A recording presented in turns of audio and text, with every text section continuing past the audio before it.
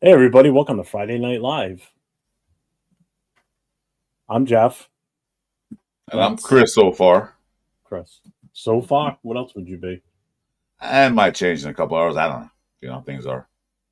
Why, You why never would know. that change? And I'm drinking something different tonight, so my attitude might change. So you never know. Chris, what are we going to do? We're gonna start this damn show.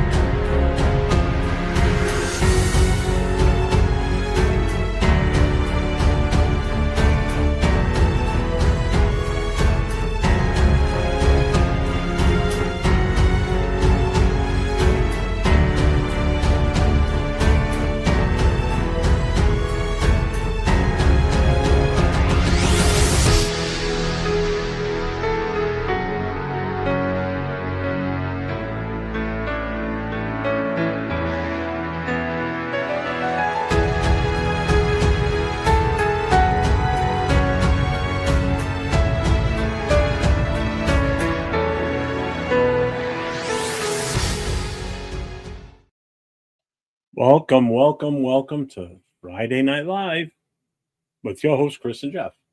Hmm? So what's up, brother? How you been today?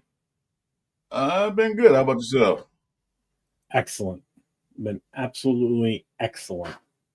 I'm in a good mood. I'm in a great mood. It's almost time. It's getting there. It's creeping up to us, man. It's getting there. I think Yes. the rookies reported today to camp. You Yes, they saw did.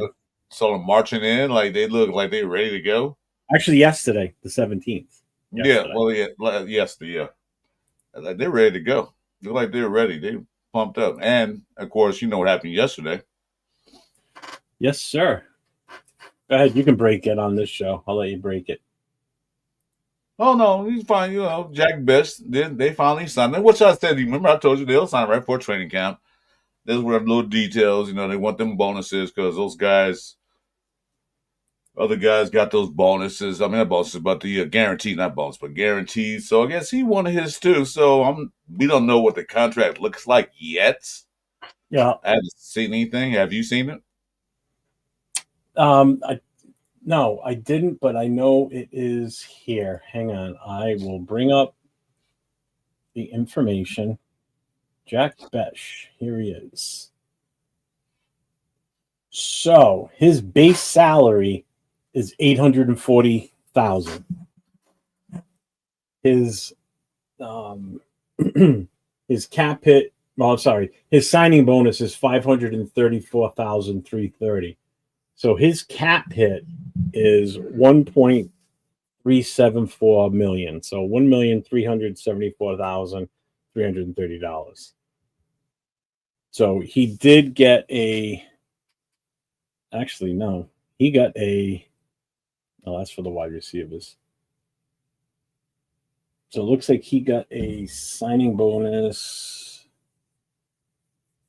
I don't know. It doesn't really say. It doesn't say what his bonus was. Hmm. But he signed through 2029. So in 2028, his contract will be, his cap hit will be 2.4 mil. So either way, it's a decent contract for him. So Okay, so 4 year 7.5 million, an average salary of 1.8, signing bonus of 2.1 mil, and he'll be a free agent for the 2029 season. So and that's not bad.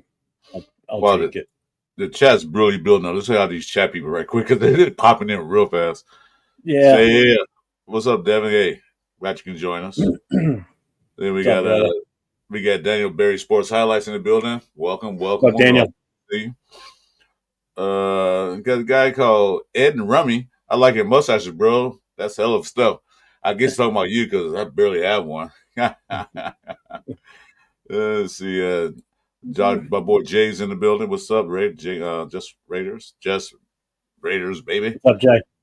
And Angelo sending out a thank you, Jeff, to you. What's up, Angelo? Yeah, we'll put that up in a little bit. Yeah. We will discuss that. Then we got a Raider hater. Yeah, that's fine. You can hear us. That's fine. They did suck last year, but not this year. Oh, he plays with boobies because he's a mammogrammer, so I guess he's not that. Zach72, welcome to the show. How you doing? And of course, our favorite, I'm not bueno. What's up, Bueno? Hey, Bueno. Welcome. Who else Jay just put it there. $7 million guaranteed. He got a signing bonus of $2 million. Yeah, the signing bonus is like the guaranteed signing bonus. That comes out of the owners. That doesn't come off the cap. Thank God. No, the signing bonus, yeah. They have to pay for that. They can give them much as they want. Yeah. So, you know what? Angelo, do you want to let me send you the link? I'd rather have him just come in and talk about it. Yeah, that'd be nice, Angelo. Come on in. Yeah. Hey, welcome to the show. Appreciate it. No, wrong link, Angelo. Thank God. I just posted up the GoFundMe and CashApp for Devin and Jolie. I forgot I didn't have the StreamYard in my. All right, there you go, Angelo. I'd rather have you just come in and talk about it. What's up, y'all? Yeah, that'd be great if you can talk about it.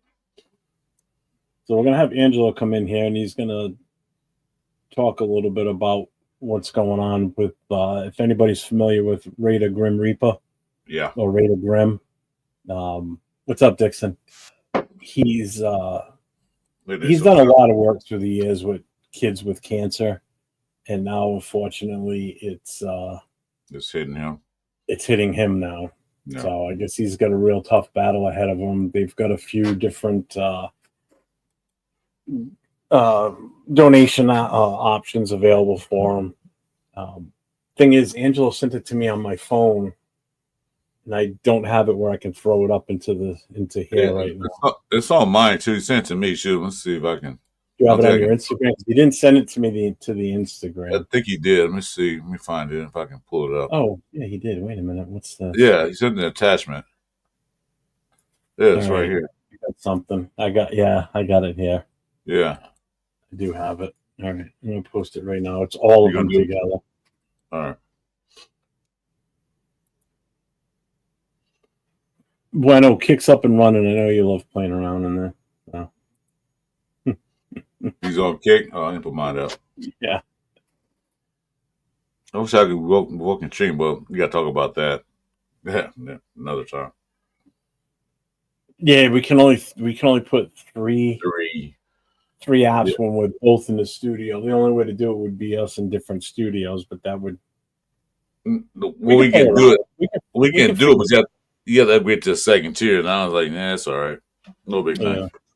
But I linked for tomorrow night's show. I linked the kick up for you. Okay. I'm not going to be around anyway. Like I said, I may pop in on the way home if you guys are still on or whatever, just to say hey. Who that mystery guy that's supposed to be going to help me out? Oh my God. Yeah. I'm gonna be a lost puppy. Be blinded by the head. It'd be like deer in headlights. Yeah. So, well, until Angelo comes in here, the other news is, go ahead, you can release that one too. Oh, that they put Mr. Wilkins on the PUP list. I never can say it right. Players unable to perform list. So physically unable to perform. Physically unable to perform. Yeah, I was sort of like what life was like before the little blue pill and blue chew and all those things. The blue pill, the blue chew, the red pill. Yeah, before that came out, we all put it was a pup list. Like, so you want to explain what the pup list is? Because he was in depth about it. What it does? It's a little blessing to the family. We love you, brother, and I here for you. Salute nation. Let's show this family why we are the one true nation. Absolutely. So Exactly. if anybody can, whatever you can do, um, that's the information for Grim Raider. As far as the different options, I know there is a GoFundMe. Let's see. I think I got the link. Yeah, I do.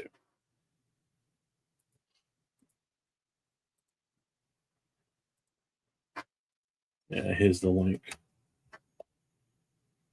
Yes, Matt, and that's the other good news to throw up here today too. I saw that this afternoon. That what's up, Angelo? That Kirk Morrison is now going to be the color commentator on I saw that. Raiders broadcast, because Lincoln Kennedy said the other day, I saw him in an interview. I don't know. I think he said it on Captain Jack's, but he also said it with the Black Hole guys the week before, that he wasn't going to be doing the commentating anymore, and he didn't know who they were going to replace him with yet. But it came out today that it's going to be Kirk Morrison, so that's going to be pretty cool. And I'm psyched for that one. So thanks for reminding me, Matt. I actually forgot about that. I did have that on my notes to mention today, and I just hadn't looked at them yet. But thank you. What's up, Raider Paul? What's up, Angelo? Hey guys. Hey, how are you? Good to see you guys as always. Thank you, Jeff, for showing up to the show yesterday. You noticed it was a very short. It was a very short show. It's just enough to get the information out, but Off the Hook, aka Rachel, and Destruction, aka James, and Violator. Everybody was all there. And I mean, it was kind of like I didn't know about it until when Captain Jack told me about it on Wednesday. I was like, what the fuck? Yeah, I heard about it the other day. I heard about it on your show. I saw your show. That's how I heard about it. Yeah. So I don't know if you were listening before you came in. I kind of talked it up a little bit, but I'd rather you talk it up. You know a little bit more about everything that's going on than I do. Yeah, no, I mean, again, it's so if you guys, I mean, everybody knows the Black Hole, and everybody obviously that's a part of the whole thing. I mean, Jeff, you're a part of the Black Hole now, so am I. You're El Presidente. So hey, Jeff, Angelo, I'm officially a member now. Oh, hey, congratulations, Chris. That's awesome. That's awesome. That's awesome. Yeah, no, and you could probably be a president, honestly, Chris, if you wanted to be. Yeah, I'm president of my own. I'll come home chapter in my city. I'll be the only one and the president. Oh, okay. It'll be the Death Valley chapter or whatever desert you're in up there. Your area yet, Chris? Not enough people yet. Not enough Raider fans around your area yet. Well, I try and join the Bakersfield, but I didn't hear anything back. So I might just go and start mine right here, the Mojave branch. The Mojave branch. That's what I'm saying, baby. Black Hole Mojave. Get everybody around your area. But thanks, Devin. I appreciate that. So Raider Grimm, Raider Grimm, who you guys, if you've seen him before and what he's done, Captain Jack and James and all those the old school, the OGs, they all know all the different things he's been doing for all the different cancer kids, and he's doing a lot of nonprofit stuff. And ironically, he ended up getting cancer, and that's when I went on for a little bit during the hour. I was mainly helping producing it on the background so I could help everybody pass the information and do all the different short clips that we've been sending everyone and whatnot. But what I said is, when it happened to me, and it's always a shock when you don't know it's going to happen to you, right? It's a little bit different when you're sort of expecting it, but even then, like when for me, my first experience was when my son was born with half a heart, kind of like Little Raider, right? I was expecting it to be bad, but I didn't understand how insurances work. And then it just blew up my entire life, bro. I mean, lost everything. Like, it blew it all up. Okay. But then you bounce back from it, right? You're like, all right, life's good as long as my son's alive. Everything's going to be great. When my wife got cancer, that was a hell of a battle, but at least we kind of understood how to navigate through insurance now, right? But the one for me, Jeff, and Chris, when they told me, hey man, you're gonna die in 30 days because your liver's completely gone, I had no fucking idea, dude. I was like, what the fuck? Right. And then that's a big shocker. And that's when my brother, my brother, I'm a fortunate person that someone like, my brother, who was in Hollywood at the time, and he had a pretty good show going on with Ted Danson and Holly Hunter. It was on NBC, but he dropped what he was doing. He paid for what I needed at that time, and he helped take care of me for 3 months while I was in the hospital, right? Along with everybody else. But not everyone is that fortunate. And in all honesty, I even remember because the bills are astronomical. The other thing too is kind of like what happened to this athlete that I know of in MMA, Ben Askren. I don't know if you guys saw all that in the news about how he got pneumonia all of a sudden, and all of a sudden he needed lung transplant. And this guy was in the UFC and the whole bit. And the fucking insurance, Chris, would not pay for anything. And that's what happened to me, bro. Like it was like that's like Devin, Little Raider's dad. I mean, he told me last week during the 2 weeks ago when I did the interview with them, it's $3.7 million for all the hospital bills for that. Yeah, no, mine's in the millions. Yeah, no, mine's in the millions crazy. For sure. And what happened with me? Hold on, just there's a movie. The movie I think it's similar to that with Denzel Washington, where yes, was sick and the insurance will not cover it. That's a great movie. It's a movie called John Q. Yeah, John Q is the movie. T, yeah. It's with Denzel, and I don't want to ruin it for you guys, but basically the premise is it was showing you how shitty insurance is in America. This was like a late 1990s movie. And Denzel had a son who all of a sudden finds out, or kind of knew that his son had this heart condition, but how the American system of healthcare wasn't working for him. How they treated him, how he couldn't get coverage, and everything else. It's sad in the beginning, but John Q. But it is a real kind of like the wake up call movie. To tell you exactly what happens, because everyday people don't go through that are healthy, don't go through all that madness. Absolutely. But when somebody's extremely sick, then they find out the hard way. Which they should. Yeah, and the regular public, again, man, you don't think about it. Like I'm sure back when you were a firefighter, Jeff, you weren't thinking about getting sick. You know what I'm saying? Like, it's the shit you don't think about, and then it happens to you, and then you get you don't instead of getting help like you think you're gonna get. I mean, you get you don't think you're gonna get sick, but the good thing is if it happens while you're on the job, they cover everything. It's the shit that happens when you're not at work. Right. Right. That's where you take the hit. If it's on the job, you're covered. Pretty much, they pay for everything. So right. So I say that to say that someone like Thomas, Raider Grimm, he's very much like all of us, where we are. We grew up in this generation of, well, I'm not going to ask for help. I'm going to try to figure this out on my own, and I don't want to be, and you're like that, Jeff, Chris, you're like that. We're kind of in that generation of, I'm gonna figure it out. I'm gonna take care of it, but I'm not gonna go share it with everyone and ask for handouts or anything like that.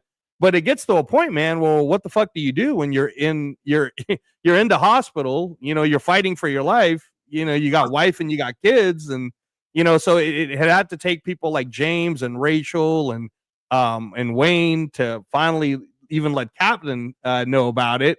And it's like, hey, we got to do something now, because this guy, I mean, he's in the hospital, he's fighting for his life, but even coming out of that, I mean, it's going to be a long road. So now everybody's, getting the information out. We're kind of getting on board. And again, man, small, just like what you guys did for a little Raider, small, whatever you guys can do. And you don't even have to feel like you're just handing him money. You could buy a shirt, right? There's a shirt that his wife's made. You guys can buy that, and then you'll have something for it. But just know that this is a guy who, like all of us, when insurance has failed you and there's really no other help you can get, that, this is what the Raider community is supposed to be about, right? This is what you did, Jeff. You did a whole thing for Lil Raider, and it helped him out, right? And if it even helps him out for a week, couple of weeks, whatever, right? At least know that there was this guy who, out of his own time and his passion for the Raiders, was going out there bringing joy to cancer kids, right? Helping the community out under the Raider banner. And he was, so much pride made him not want to ask for help. So that's what Violator was saying is, find it in your heart. That's what I'm saying, Angelo. We just had a show, me and Raider, Jason had a show this past weekend. And that's exactly what we was bringing up. That a lot of guys, especially males, I'm not excluding females, but sometimes you sit there, you do all your things, do all your working, and then when you can't handle it, that pride kind of creeps in. Like, I don't want to ask for any help because I don't want to appear weak. It's pride, is what it is. Yeah, it's a pride. You don't want to do it because I don't want to appear weak. I'm a man. I can do this. And sometimes you can't. You need the help from everybody else around you. It takes a village sometimes to help you out. Yes, sir. Yeah. Yes, sir. Yes, sir. And that's, Chris, it's a mental health thing. I'll be honest. It's actually nowadays where, back in my day when growing up, I'm sure for you too, Jeff, and you, Chris, they made it seem like therapy is this terrible thing that you're going to go through because it makes you seem like you're crazy, right? But in truth, in truth, like when I was in the hospital through all the psychiatric things I had to do, having a therapist, was the best thing. Yeah, well, thank you. That's funny. I'm still on it, by the way. So I'm a work in progress, Jeff. I'm a work in progress. But no, are you an experimental species, or are they just? Yes, that's what it is, Chris. That's what it is, actually. But no, seriously, guys, because when I was in the fight game and I was training all these fighters, man, I never thought about doing therapy. And looking back at it now, I'm sure I would have been an even better coach had I gone to therapy. Just so that instead of me taking out some of the shit on my fighters, I might have just, you know what I'm saying? There's just, it's just a good thing, man. Like all these coaches now in the NFL, they have therapists. The NFL teams have their own in-house. I forgot what they call them. It's not necessarily called a therapist, but it's like the brain people. So they work on all the players and the employees' mental health. It's neurological stuff now because of brain injuries and such. Yeah. Right. But it's mental illness is now more of a forefront thing where it's not considered a weakness if you go and get taken care of for something like that. I know when I first got started in the fire service in the late 80s, that if God forbid, if you had to deal with the death at a fire or a rescue run, and they talk about, we're going to bring in grief counselors. Get the hell out of here. I'm not going to that shit. I don't cry. I'm not crying over that. I encountered that when I was 17 years old. I wasn't even 18 yet. One of my first house fires, the guy that lived in it died, and I'm one of the ones that helped pull the body out. Myself and one other firefighter from another department that found the guy. So 17 years old, that's a little rough, man. Yeah, that's hella rough. I still know the date. I still remember the date. I remember the whole day from start to finish. And then there's another incident that I don't like talking about that I know every single detail that happened. That when I went to stress debriefing for. So yeah, it's psychological. It's mental health is an issue, and it's a legit thing. I'm sure too, Jeff, that you being so young and you experiencing that, there's a PTSD from that lingers in you throughout your career, because that happened. And I'm sure you could still go back to remembering the sight, the smell, everything. The whole, everything. Because that's traumatic, bro. That's traumatic. But again, too, Jeff, as a firefighter, you were doing something heroic. There are people that know that, where it's like, dude, firefighters, they got to go in there. And and again, this isn't to take away from any of the other first responders that are out there, but everybody tends to call the firefighters all the time for everything. I think people forget, even there's a heart attack, you always see a fire truck. You know what I'm saying? It's never just the ambulance. The fire department goes to everything. They go to everything, yeah. Especially if a cat climbs a tree, gets stuck up there. Hey, my cat's stuck in a tree. Did you ever get a call like that? In all honesty, yes. Seriously, you did? Yeah. I thought it was a movie thing. No, it's a legit call. Believe it or not.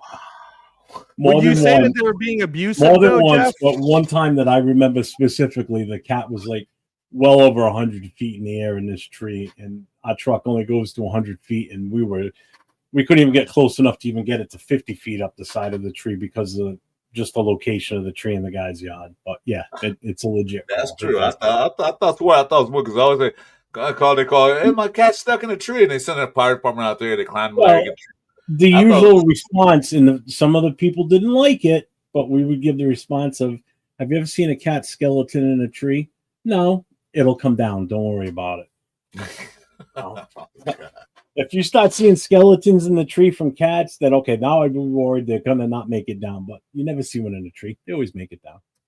So I'm just posting the link again real quick for the GoFundMe. This is why Angela popped in to begin with here, but obviously we'll talk football again. Sorry if we're teetering off our normal routine right now. No problem. I'm putting the Venmo stuff and all of that. I'm about to put it on the link right now, so that you guys can all see it. And please consider, know about the story. Check out Captain Jack's, all of his social medias and his YouTube is explaining what's going on. There's a ton of shorts about it. It's giving out all of the details. Everybody's passing it around. So just please help out Thomas. I'm putting his name. And I am going to put all of the info right now so you guys can see. Let's see here. Hopefully this doesn't take too much space, Jeff. Hopefully. I'm hoping. Yeah. Let's see. It won't let me do it, Jeff. I'm going to send it to you on the private chat. I don't know why. It's weird. I tried to send it. And then it said, for whatever reason, I couldn't do it. I don't know if it's because I'm not a person. It did go through. Oh, did it? Okay, cool. Yeah, on one of them, you just the private is actually what you. Okay, perfect. Yeah, on one of them it said this. It says this comment has failed to post to Chris Rader. Oh, it wouldn't post on yours, Chris. I don't know why. I make sure my Nightbot's on. I disabled that son bitch. Mm-hmm. Right. I don't see Nightbot on mine. So Jeff can post it on my. I can get him posted on mine. Okay, cool. And then that'll be with you now all night, Jeff. And then I'll give you again his details. Yeah, if you put it in the private, I can just pop it in every now and then. Yeah. Thank you. Yeah, I'll give you his name.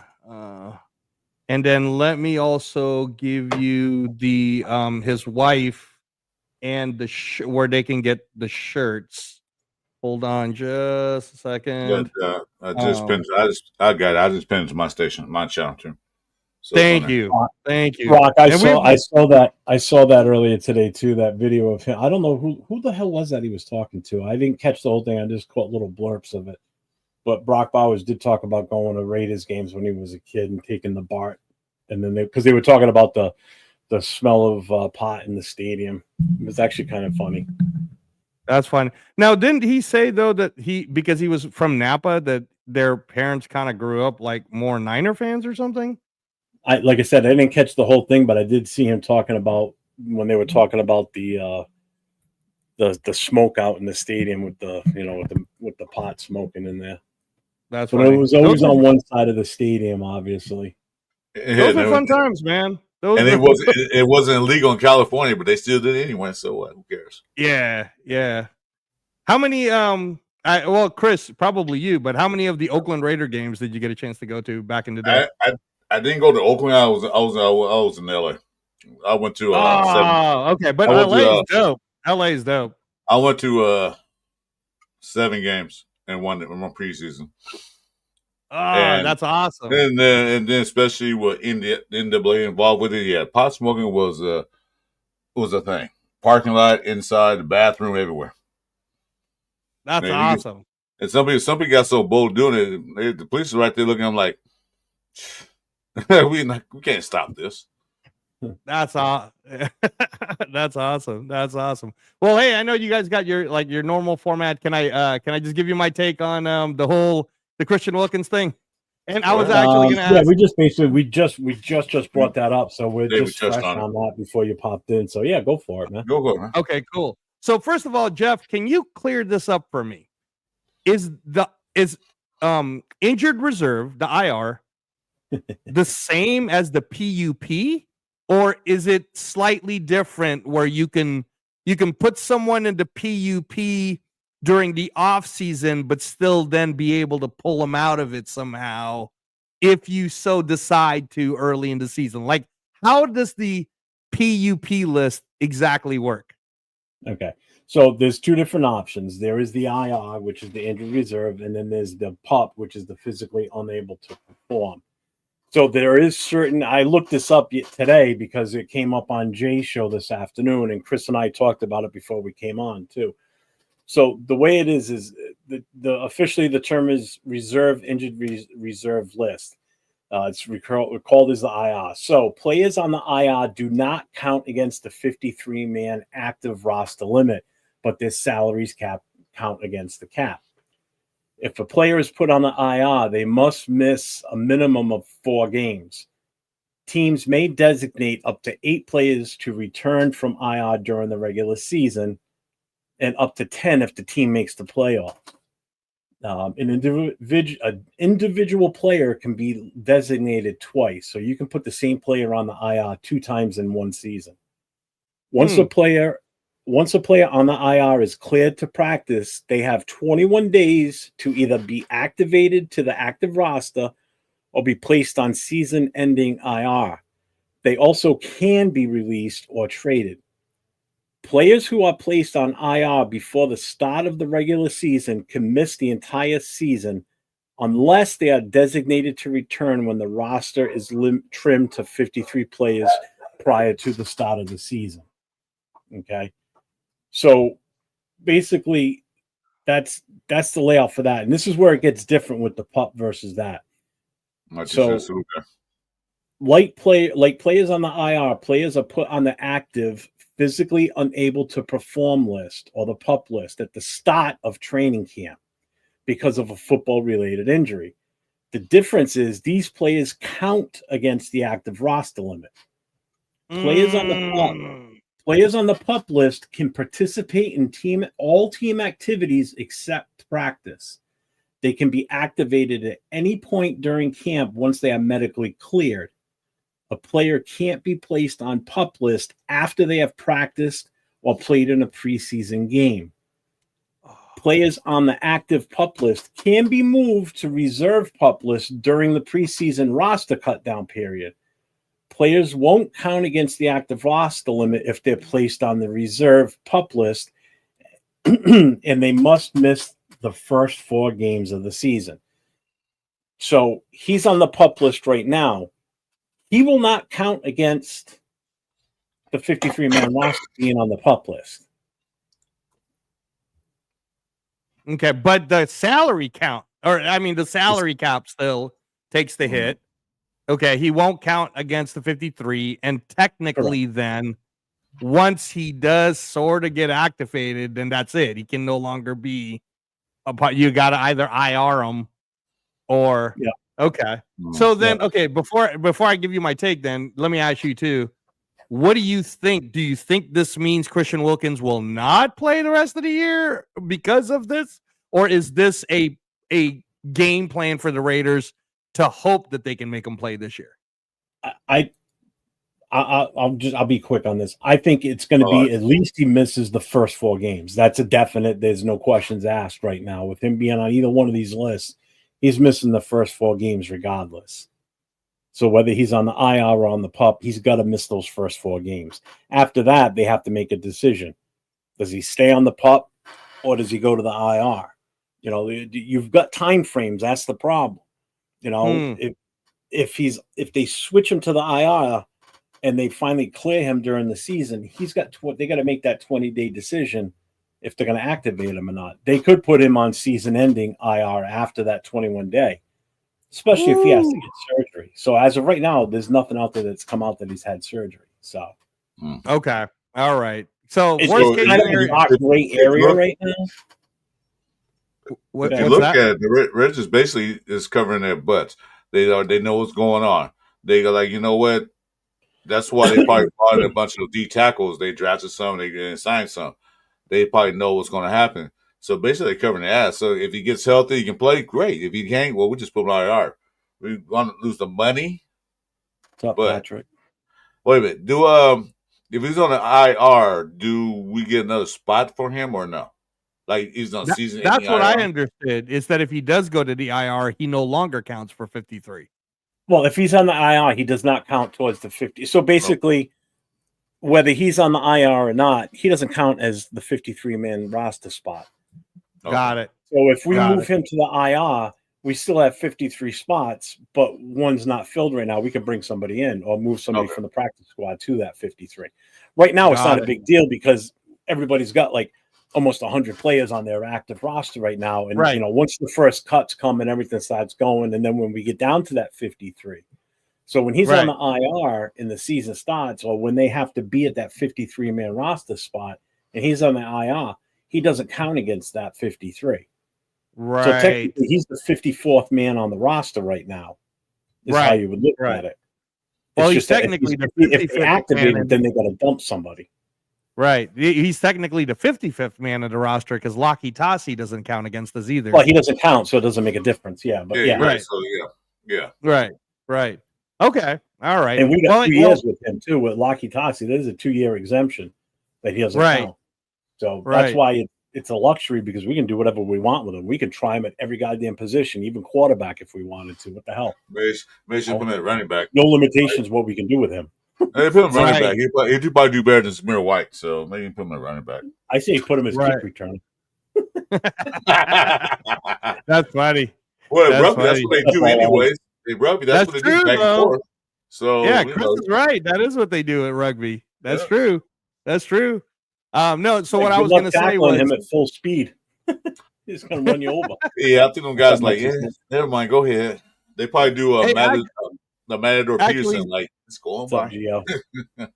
Actually, since you brought that up, have you guys seen that whole, I don't know if it's in Australia or whatever, where it's just one straight line and no pads. One person's holding the rugby ball and then the other person's on the other end. And I think they both run like 20 yards and hit each other in the middle. Have you seen this? No. You haven't seen this yet? Okay. It sounds violent and it sounds awesome. It sounds awesome. It's fucking awesome. Are you talking about Australian rules football? That's what you're talking about? No. At first I was like, is this a fucking NFL thing? But I don't think so because I don't think any NFL football or American football base would allow this. But it's pretty wild. They're running 20 yards away from each other to meet in the middle. It's almost like slap boxing or like the power slap, but it's not. It's with hitting each other. So no pads, no headgear. You're holding on the ball. The referee says go in the middle. You guys are running, and then it's just a head-on collision. Bam! So it's kind of, when I find one, I'm gonna send it to you, Jeff. It's dope. It's dope. Send it to me too. I want to see this. I never seen that. Rock, to answer your question, the simplest way to explain this is neither one of them money matters. So either way, their contract counts towards the salary cap regardless. The difference between the two on the roster situation is on the IR, they don't count against the 53-man roster.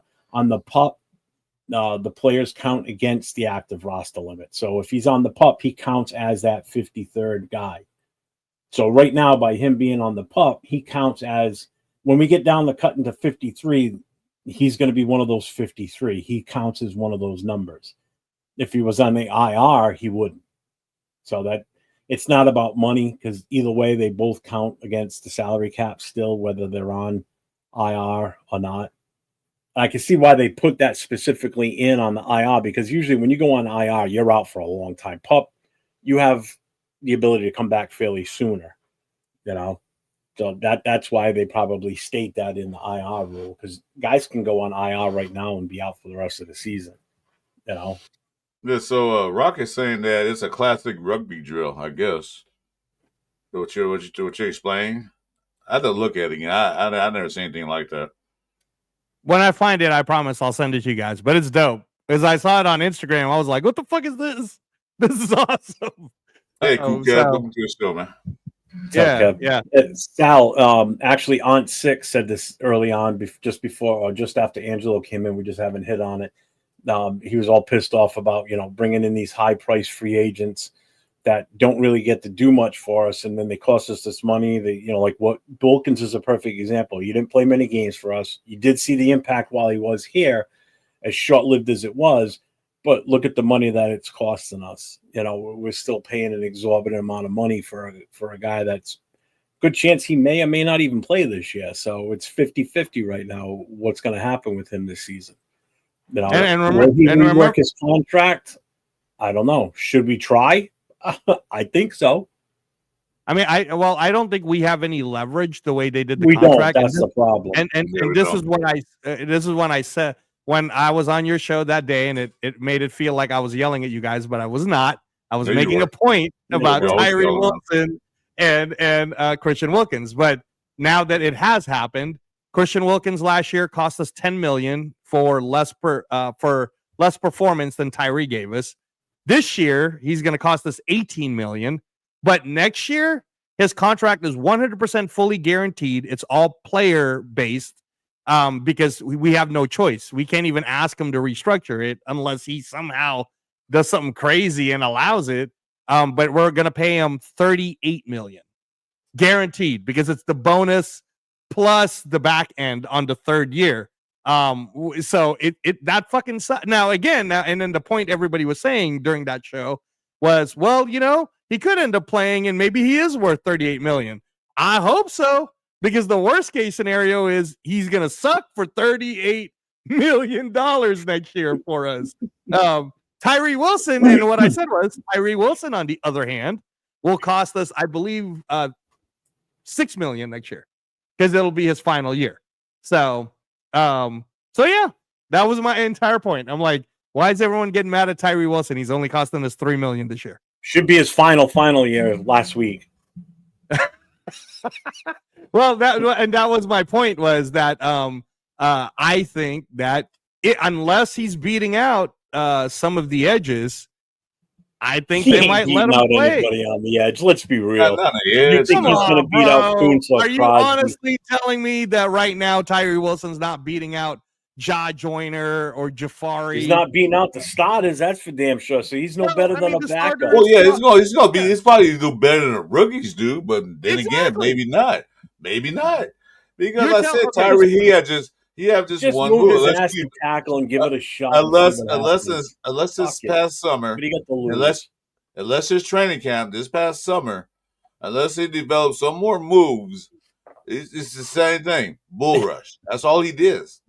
Well, and okay, so let's say we go with that. Let's say what you're saying, Chris. All he's got is bull rush. Great, then put him exactly where Christian Wilkins is, and let's see what happens now with him and Adam Butler and everything else, and let's see what the kid's got now, right? But let's let him play 16 games. Let's let him now finally make his money's worth, right? 16 or 17 games, and let's see what he can contribute. And again, only costing us $3 million. So that was my entire thing about now that Christian Wilkins is out. I mean, they're not going to fucking put Pegues in there to be a starter. They're not putting Tonka Hemingway in there to be a starter. The only person I thought we were actually going to keep to be a nose tackle, because he's 355 pounds, is Anthony Booker. So I thought we were going to keep Tank Booker from SMU. So yeah, man. No, I'm all in with Tyree Wilson, y'all. Tyree Wilson does good. I'm going on the show just gloating the fuck out of everyone and saying, I told you, I believe you can come on all you want, but you'll sit backstage till we pull you up. That's wrong. You can't block out the truth. Yeah, I can. See, look. Oh, he's gone. Where did he go? Hey, and goodbye. But come on, honestly, we're just talking about anything and everything. We did start off talking about Bech, how he signed his contract yesterday. Wilkins being put on the pup, and then we talked about Grim Raider for a little while. Going to bed. Good night. Good night, guys. Good night. So there really wasn't like any set topics for tonight, just what happened in the last 24 hours, basically. Yeah, I I can't with Tyree anymore, man. I am so sorry. I can't. Well, this is you to prove it, or you walking. Yeah. If he makes you training camp. So, but he's still a rookie, so I don't see why they get rid of him now. He's not AJ, I don't know how you got here, but thanks for being here. He's not making big money, so like if they, they try you out, see what happens. So we'll see. I mean, I don't think any one of us is rooting against any Raider players doing badly. That would be ridiculous. You got to rock with them, good or bad. But what I'm sure all of us want him to do well. I think that your expectations will be dependent upon how you're feeling. What's Matt saying? I didn't see it. Raiders gave Wilkins $100 million. Yeah, they drafted Tyree overall. Both are currently worthless. Absolutely. One ain't doing you any good on the pup list, and the other one ain't doing much as the first round number 7 overall draft pick. That's atrocious. I'm sorry. So I've said this before. What happens 3 years from now if Jeanty hasn't worked out? Is everybody still going to be patient with him? Well, you got to give him time. Give him time. Yeah. What's the difference? What's the difference? He's still a top 7 pick. How is that any different between Tyree and him if this happens then? Everybody's going to be more lenient there, but not on Tyree.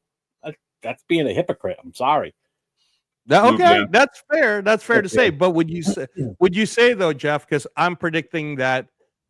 I mean, I hope I'm wrong again. But I'm just going off.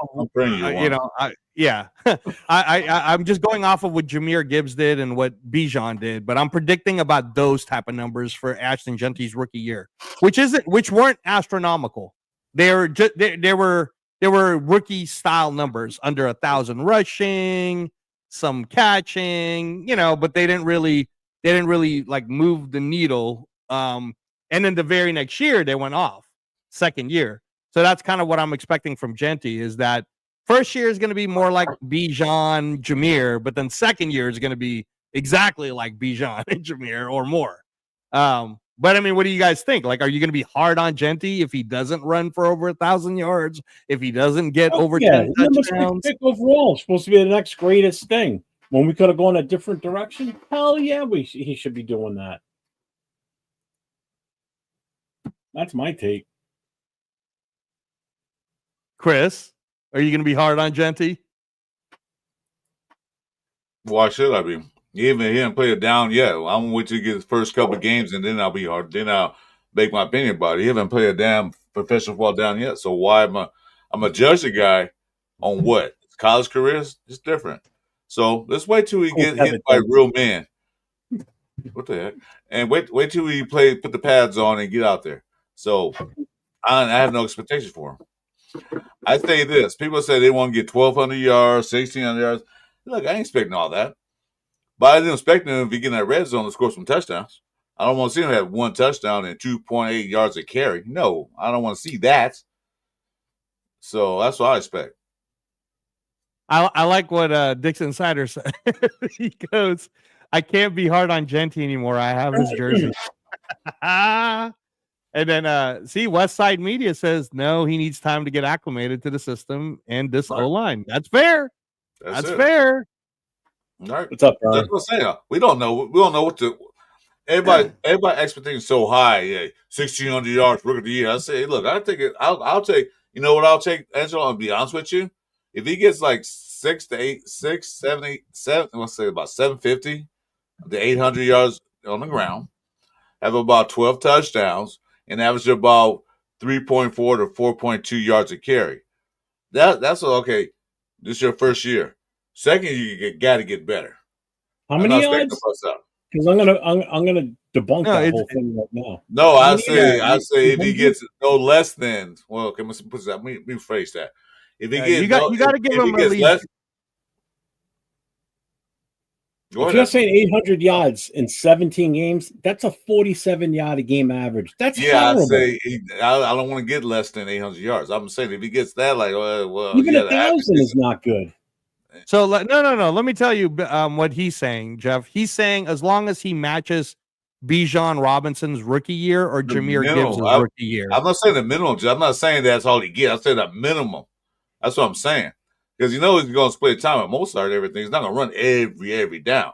I wanted the minimum. If you get less than 800 yards and only 3 touchdowns and 2.6 yards to carry, no, you're not meeting expectations. That's what I'm saying. That's also why. Even 1,000 yards on the season on 17 games is a 58.8 yard average per game. That's how many running backs got that last year? Huh? How many running backs got that last year? The shitty ones, a lot of them. Think about it. That's 58 yards a game, which means he's going to have some games where he gets a low yardage amount, but again, he's supposed to be untackleable. Trust me. I'm not saying he's going to suck. By far, I'm not saying that. But I expect more than 1,000 yards out of him. Hell yeah. No, okay, I get that. A hell of a lot better average than 58 a game. I get that. I said the minimum, if he gets a minimum, as long as you don't get hurt, the minimum, if he get that, like, wow, you really sucked this year. Pick it up next year. I ain't saying he'll get that. He might run for 21. He might run for 2,200 yards this year. I don't know. We haven't seen anything from Jim. We haven't yet played a single down in the NFL yet. So when we see him on the field, we'll know. Well, I think that what Jeff is wanting from Ashton Jeanty, in fact, he's insisting on it, is that Ashton Jeanty has the same rookie year that Saquon did. And I think what Chris is saying is it would be fair if Ashton Jeanty matched what Bijan and Jahmyr Gibbs did, which is two different rookie years, by the way, if you look at the stats. Saquon looked like the next coming of everything, versus, Jahmyr Gibbs and Bijan looked like maybe they weren't as good as they were drafted. But Bijan and Jahmyr both killed it second year 2. Believe me, I don't want the guy to get those minimum yards. I want the guy to rush and break some records. I want him to get some yards, touchdowns. I'm just going to throw some numbers at you to put a little reality to these numbers. So with 1,000 yards in the season, 17 games, that's 58 yards per game. Mm-hmm. If he rushes for, say, a 5 yard per average per game out of that 58, that's only 11 carries in a game. You think he's only going to get 11 carries in a game? No, you get more than that. Of course he's going to get more than that. I'm just saying. That means his average is going to drop. So if you want, he's got to do more than 1,000. It's got to be more. 1,000 is going to be the absolute bare bones minimum to have any success, because then that means we're not running the ball enough. Is what that means. So 11 carries from a guy that's your number 6 pick overall. That's not enough. Hold on, though, Jeff. Hold on. So I'm going to push back on it, because your math is basically saying that you're saying 11 carries a game is not good enough. And just so that you know, 11.7 carries a game, if he starts every single game, because it's 17, is 200 carries. So you want him to carry 300 carries? 400? I mean, how many carries? Drafted for? He's drafted to be the savior of this team with the running back position. From what we had last year, I want a complete 180 from what we had last year if we're going to invest a 6th overall draft pick on a running back. Okay. Can you do me a favor, though, and go look at how many carries did Bijan Robinson have his rookie year? I don't know. That's what you're here for. You go look it up. Okay, I'll go look. I'll go ahead and do it. I'll go. You ask the question. I'm a sad guy. God damn it! I'll do it. You fucking want me to do your homework for you? Yeah, no. Do some work. Earn your pay.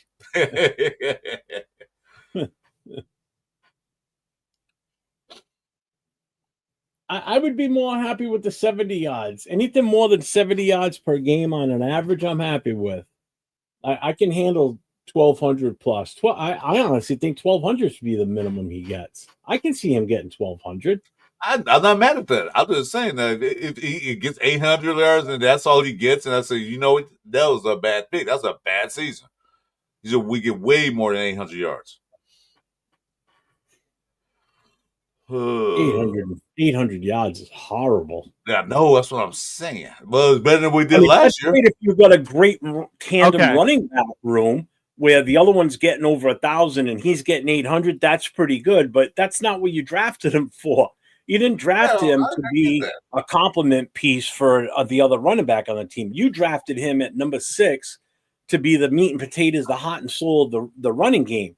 So you're expecting him to be out there for the first 3 downs every time, or if they keep the drive going, then you rest him for a couple plays and then you bring him back out again.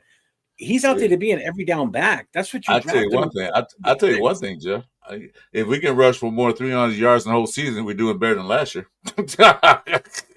Way better. I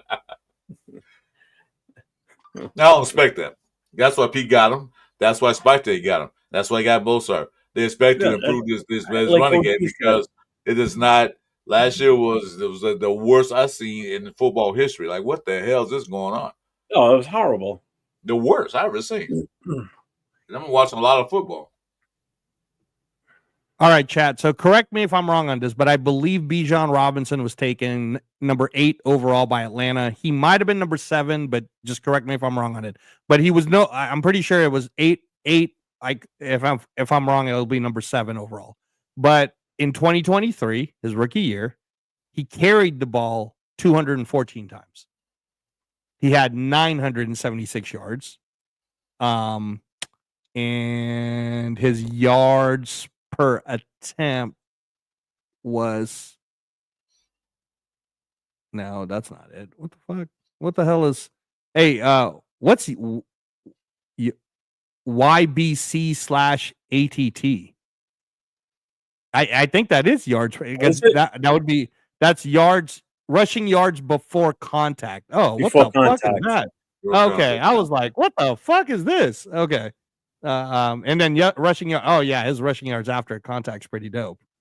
Okay. But anyways, I was looking for what the average is. But if you do the math on that, it's 214 attempts for 976 yards. I'll do it for you real quick. Let's see, 976 divided by 214. 4.5. So there you go, Jeff. Okay, but he only carried it 214 times. That's what I was trying to tell you is you were saying, 11 carries a game is not enough. 11.7 carries a game is fucking 200 carries, which is, so what you want him to do is carry the ball as much as Bijan. So 214 divided by 17 games is 12. So you want him to do 12 carries a game. That's what you want. 12. Well, more than that. I guess that's what Chris wants. He wants 12. All right. And Dan, don't put words in my mouth. I didn't say that. No, you said you'd be happy if he did that, though. I understand what Dan's saying. Jeanty's productivity hinges on how good our O-line is, but he's supposed to be. The O-line is gonna appear better than what they are this year if he's as good as he's supposed to be, because he's gonna create his own holes, his own path to run the ball with. If he splits it outside, the offensive line is going to end up getting the credit for it because, hey, he rushed for 150 yards this game. Well, they blocked well. Well, watch it again. They really didn't block that much for him because he split it outside and rattled off a 75-yard touchdown. That looks great on the offensive line rankings because that's a stat that the line would end up getting because, hey, our running back rushed for 170 yards this game. Our rushing average is up. That means our O-line's good. That's where you get false hope sometimes. Your offensive line really isn't that good. It's your running back making that play. It just appears that your offensive line is that good because your running back's getting that kind of yardage. So people were talking a few weeks ago about how they think our offensive line's going to rank this year. I think it's going to be a higher ranked offense depending on how Jeanty does. If Jeanty can break these runs that he's supposed to be known for, where he's untouchable or he's untackleable, and he breaks off, 20-yard runs, 30-yard runs on a regular basis, or even 10-yard runs, that's going to increase the standings of the offensive line and our run game. Our run game is going to be, we're going to be ranked better with our run game this year because of him, not because of the guys up front blocking. The guys up front blocking are going to matter when it comes to pass plays, though. That's where the difference is. Okay, how block there. Somebody mentioned Abdullah. Abdullah is no longer on the Raiders. He's a free agent. He's out and about. He's not even on the Raider roster. So he's not even. Leo agrees. If he only gets 1K, something it's not. I look at it as a bad pick. I'm sorry. 20 years ago, 20 years ago when running backs were running, if they got 1,000 yards, that was the measuring stick. Measuring stick's higher now. You know? It's going back up to where it used to be. Okay, so what Jeff wants... Abdul is no longer on team. He's a free agent. I don't know if he signed anywhere yet, but he's not on our team. He's not there. So what Jeff wants is... I don't think he's anywhere right now. I think he's still floating around. So what Jeff wants is for Jeanty to perform the way, to be used as much as Saquon got used in his rookie year. So Saquon averaged 16 carries per game, started all 16 games, because in 2018 there were only 16 games. There wasn't 17 yet. So he had 261 attempts, which is an average of 16.3 carries per game. And that year, rushing wise, Saquon Barkley rushed for 1,307 yards. That's what Jeff wants out of Jeanty. Me too. I want him to rush 2,000 yards if possible. But yeah, I want him to rush, get touchdowns. You can run a ball you want to, but if you're not scoring touchdowns, then what it gets? You can get 200 yards in a game, but you didn't get one touchdown or get close to getting a touchdown. Come on now. So Matt says LaDainian Tomlinson got about 1,250 and Barry Sanders was 1,400 their rookie years. Well, come on, bro. You can't fuck that. Barry Sanders. Well, he's just putting the numbers out there. He's not saying anything. I'm just saying Jeanty is not Barry Sanders. I'm sorry. That's not what he's saying. He's just he's not saying that. He's saying that's what he did. He's not comparing them. What they did. This is a comparison, basically. Yeah. So we're Tomlinson. But I think I get what he's saying. He's putting it out there. Like, I'm saying more than 1,000 yards, like 1,200 or more. He's letting us know that, hey, LaDainian Tomlinson did 1,250. Barry did 1,400. And they're Hall of Fame running backs. Barry is in a class of by himself. Everybody knows that. You know, okay. Barry's a perfect example of what Jeanty should be, to be honest with you. Oh my gosh. Are you kidding me, dude? Barry Sanders is the fucking Michael Jordan of running backs, bro. Come on. Okay. Can you let me at least explain why I'm saying this? I'm not saying he's Barry Sanders. I said Barry Sanders is the best way to explain what Jeanty should be. Meaning, if Jeanty is as good as he's supposed to be and untackleable, Barry Sanders had a shit offensive line in Detroit. Yeah, that was him doing that. Okay. If you put Barry in Dallas with the line that Emmitt Smith had in front of him, Barry Sanders would have had probably about 40,000 fucking yards rushing. Let's put it that way. Because he had an O-line that could have blocked for him.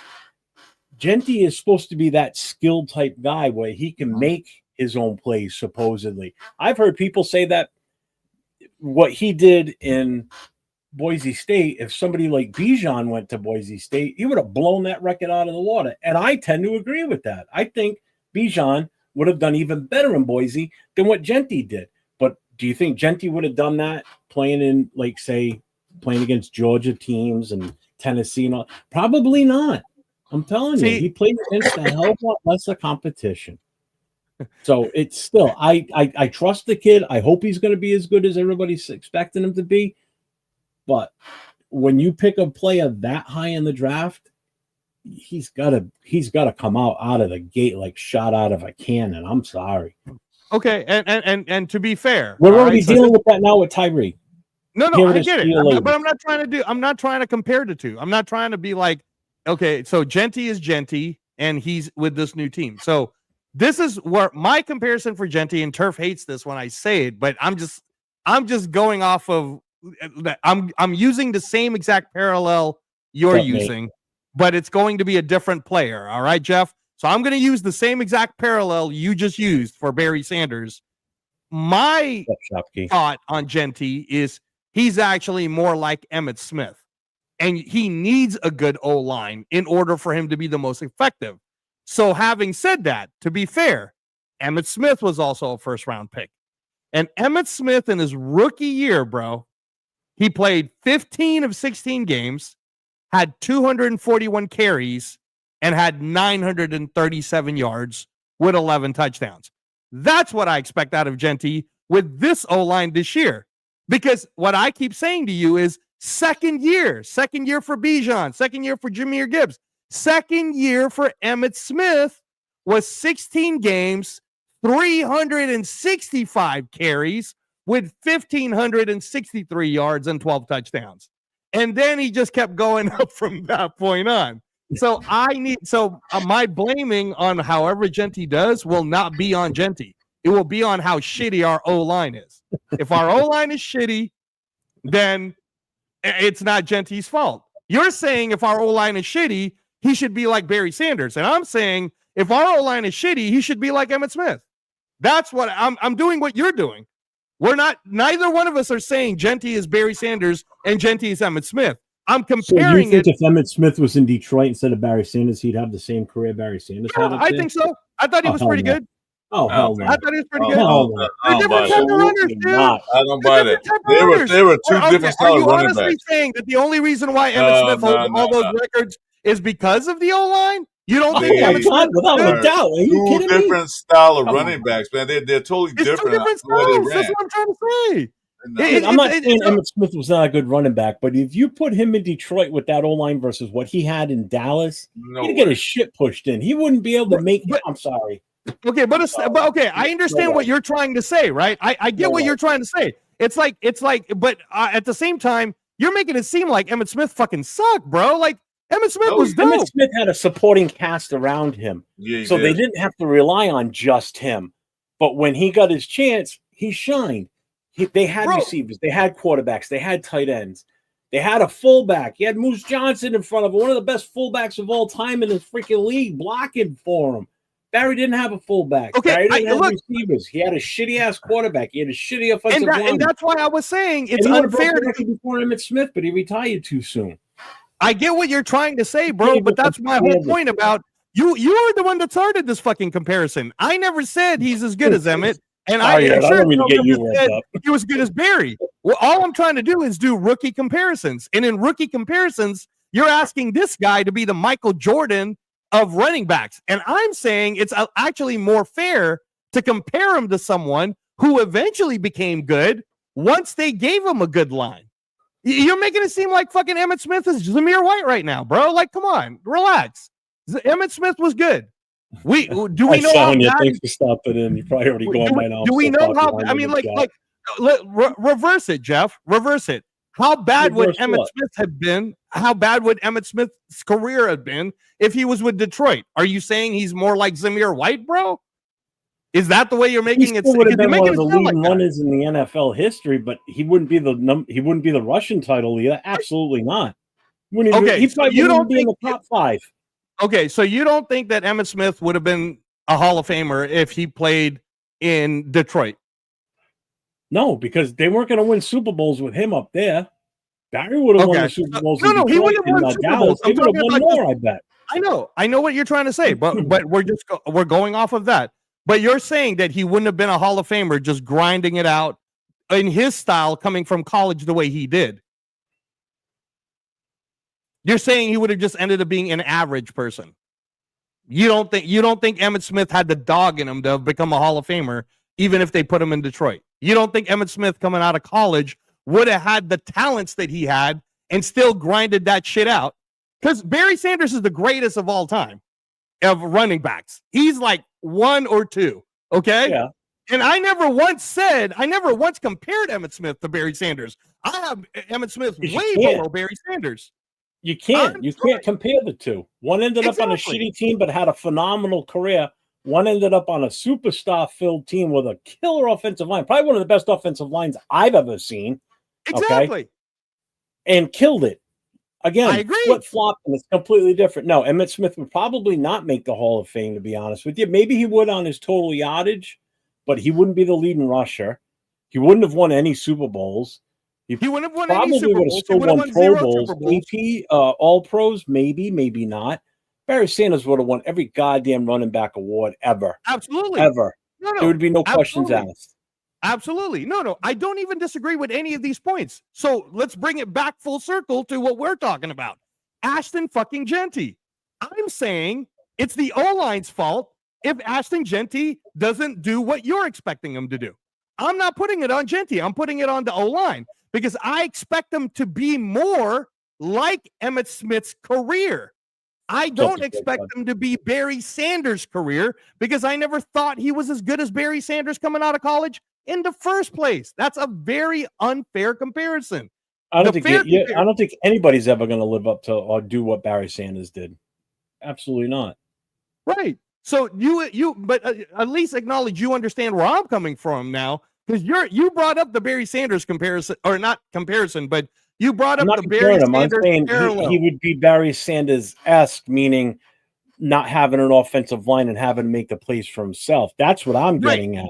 Exactly. Whereas Emmitt Smith didn't have that. He had the offensive line open lines. He had a fullback. Again, one of the best to ever play the game, blocking for him. He had wide receivers that could take the heat off.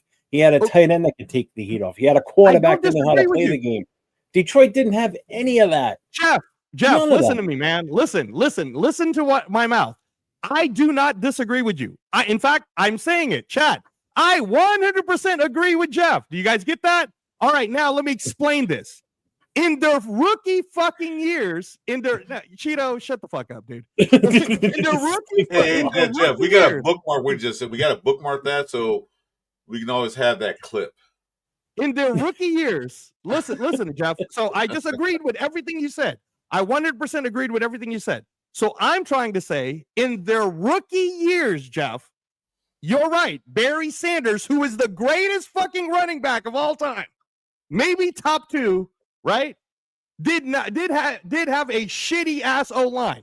And Barry Sanders cannot be compared to anyone, including fucking Ashton Jeanty. All right. So my whole trajectory is Emmitt Smith also had a not so great O-line in his rookie year. In his rookie year in 1990, his O-line wasn't that good. That's why he only had 937 carries, because Emmitt Smith doesn't fucking suck. He's not Zamir White. He is good. And that's what I expect Jeanty to be. I expect him to be good, but only as good as his own line. And what I'm trying to say is by year 2 and year 3, Dallas's O-line was so fucking monstrous that's why Emmitt Smith got 1,500 yards and 1,700 yards. That's what I'm trying to say. Can you acknowledge that? It's not a cop-out for me to say. I said he had an awesome offensive line, which is why he was so goddamn good. Ern just said it too. He goes, if he was on the Jets, he would have been average at best. Emmett played for the Jets, he would have been average. Listen to what I said, though. You guys keep talking about the career. I'm talking about the rookie year. In the rookie year, Barry Sanders had a shit O-line. In the rookie year, Emmitt Smith didn't have this awesome offensive line. Rookie years. I'm going rookie year to rookie year. So you're saying you're expecting Jeanty to be Barry Sanders-esque. And I'm saying I'm expecting Jeanty to be Emmitt Smith-esque. It's okay if he makes less than 1,000 yards. So did Emmitt Smith.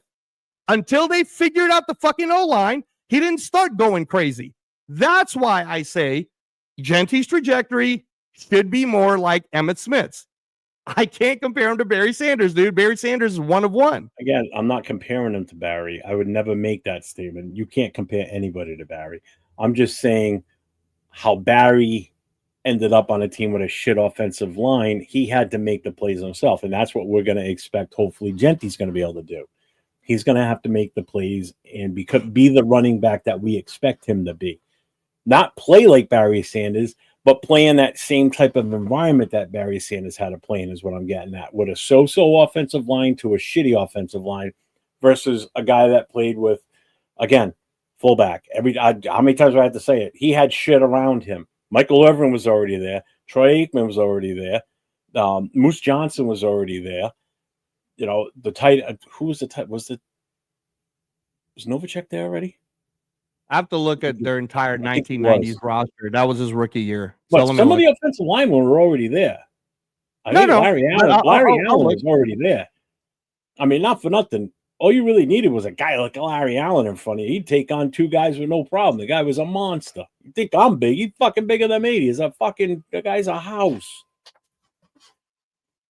It was still different in Dallas versus what Detroit had. Detroit had shit his entire fucking career. That's why he left.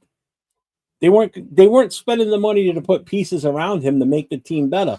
because he put asses in the seats, and that's all the owners cared about was making the money, selling out the stadium because everybody wanted to see Barry Sanders. It's one of the only reasons I went to a Patriots game years ago is because Barry Sanders was coming with Detroit, and I get to see Barry Sanders play. The only reason I went to that game was because of Barry Sanders. So guess what? They made money off of me because my ass was in the seat watching that game because of him. Other than that, I never would have gone. You know, the guy was an attraction, and that's how they treated him, and that's why he got the hell out. He would have broken that record many times. I'm telling you, he would have crushed that record if he would have been let go to play for any other team. Any other team would have put the shit around him to make him what he really should have been. Yeah, and by the way, I just want to again say to you, I did not disagree with you once with any of those statements about if you put. That's what I'm getting at right there. Matt hit it right on the head. Jeanty has the ability to not get tackled like Barry Sanders. That's what I'm saying. I'm saying that. I'm not saying he's Barry Sanders. I'm saying he has the ability not to get tackled. He's untackleable. That's one of the things they called on him when he was available for the draft. That's the type of player he is. Okay, and respectfully, Matt and Jeff, what I'm saying is I don't compare him to Barry Sanders in terms of well, he's untackleable. I never even thought he was that in college because he was playing in our conference in the Mountain West. I always thought of him more like an Emmitt Smith. Like, yeah, he's strong, he's slow to the ground, you know, he can bounce off of people, but he's not gonna fucking like spin around like Marcus Allen style and shit and do that. That's not how Jeanty played. Jeanty would go and then get hit and then bounce off, and that's closer to how Emmitt Smith was. And that's what I'm saying. That's why your point is you think he can be like a Michael Jordan. Fucking go out there and score 50 points, dude. And I disagree. I think he's like Scottie Pippen. You're good, bro, but you kind of need people around you. You know, like that. That's more, or like at least Emmitt that's Smith. more. He needed people around him. Barry Exactly. But don't make it seem like Emmitt Smith was successful. ass, though. That's what I'm trying to say. You know, Barry Sanders played a game where he finished the game with negative yards and still broke the 2,000-yard barrier that season. So go figure that one out. That's how good the fucking guy was. All right, okay? So I just want to make sure I put out the fucking facts so that everybody understands. In Emmitt Smith's rookie year, I'm reading the shit. So someone correct me if this is wrong shit. The quarterback for the Dallas Cowboys on Emmitt Smith's rookie year was Babe LaFon Berg. Do you remember that fucker? Because I don't. LaFon Berg. Their backup was Cliff Stout. You remember that fucker? Because I don't. Their fullback was Tommy Agee. That was the starting so it wasn't Moose yet. Okay. Now, Daryl Johnston just got in as the rookie, along with Emmitt Smith. So Daryl Johnston was there, which probably helped Emmitt get the 973 yards, honestly. Oh, I'm sure it did. Yes, I'm absolutely sure it did. Okay. So just so that we're clear, the quarterback was ass. They gave the ball to Emmitt. Emmitt ran 973 yards. All right. The wide receivers. What do you mean the quarterback was ass? They already had Irvin was there, so you're correct. Michael Irvin was there, so you're absolutely right. That was it, by the way, because their only other wide receivers was James Dixon, Kelvin Martin, Derek Shepard, Alexander Wright.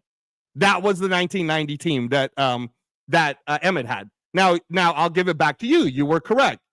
I believe that was Jay Novacek's rookie year, so they had Rob Await, Steve Folsom, and then Jay Novacek, right?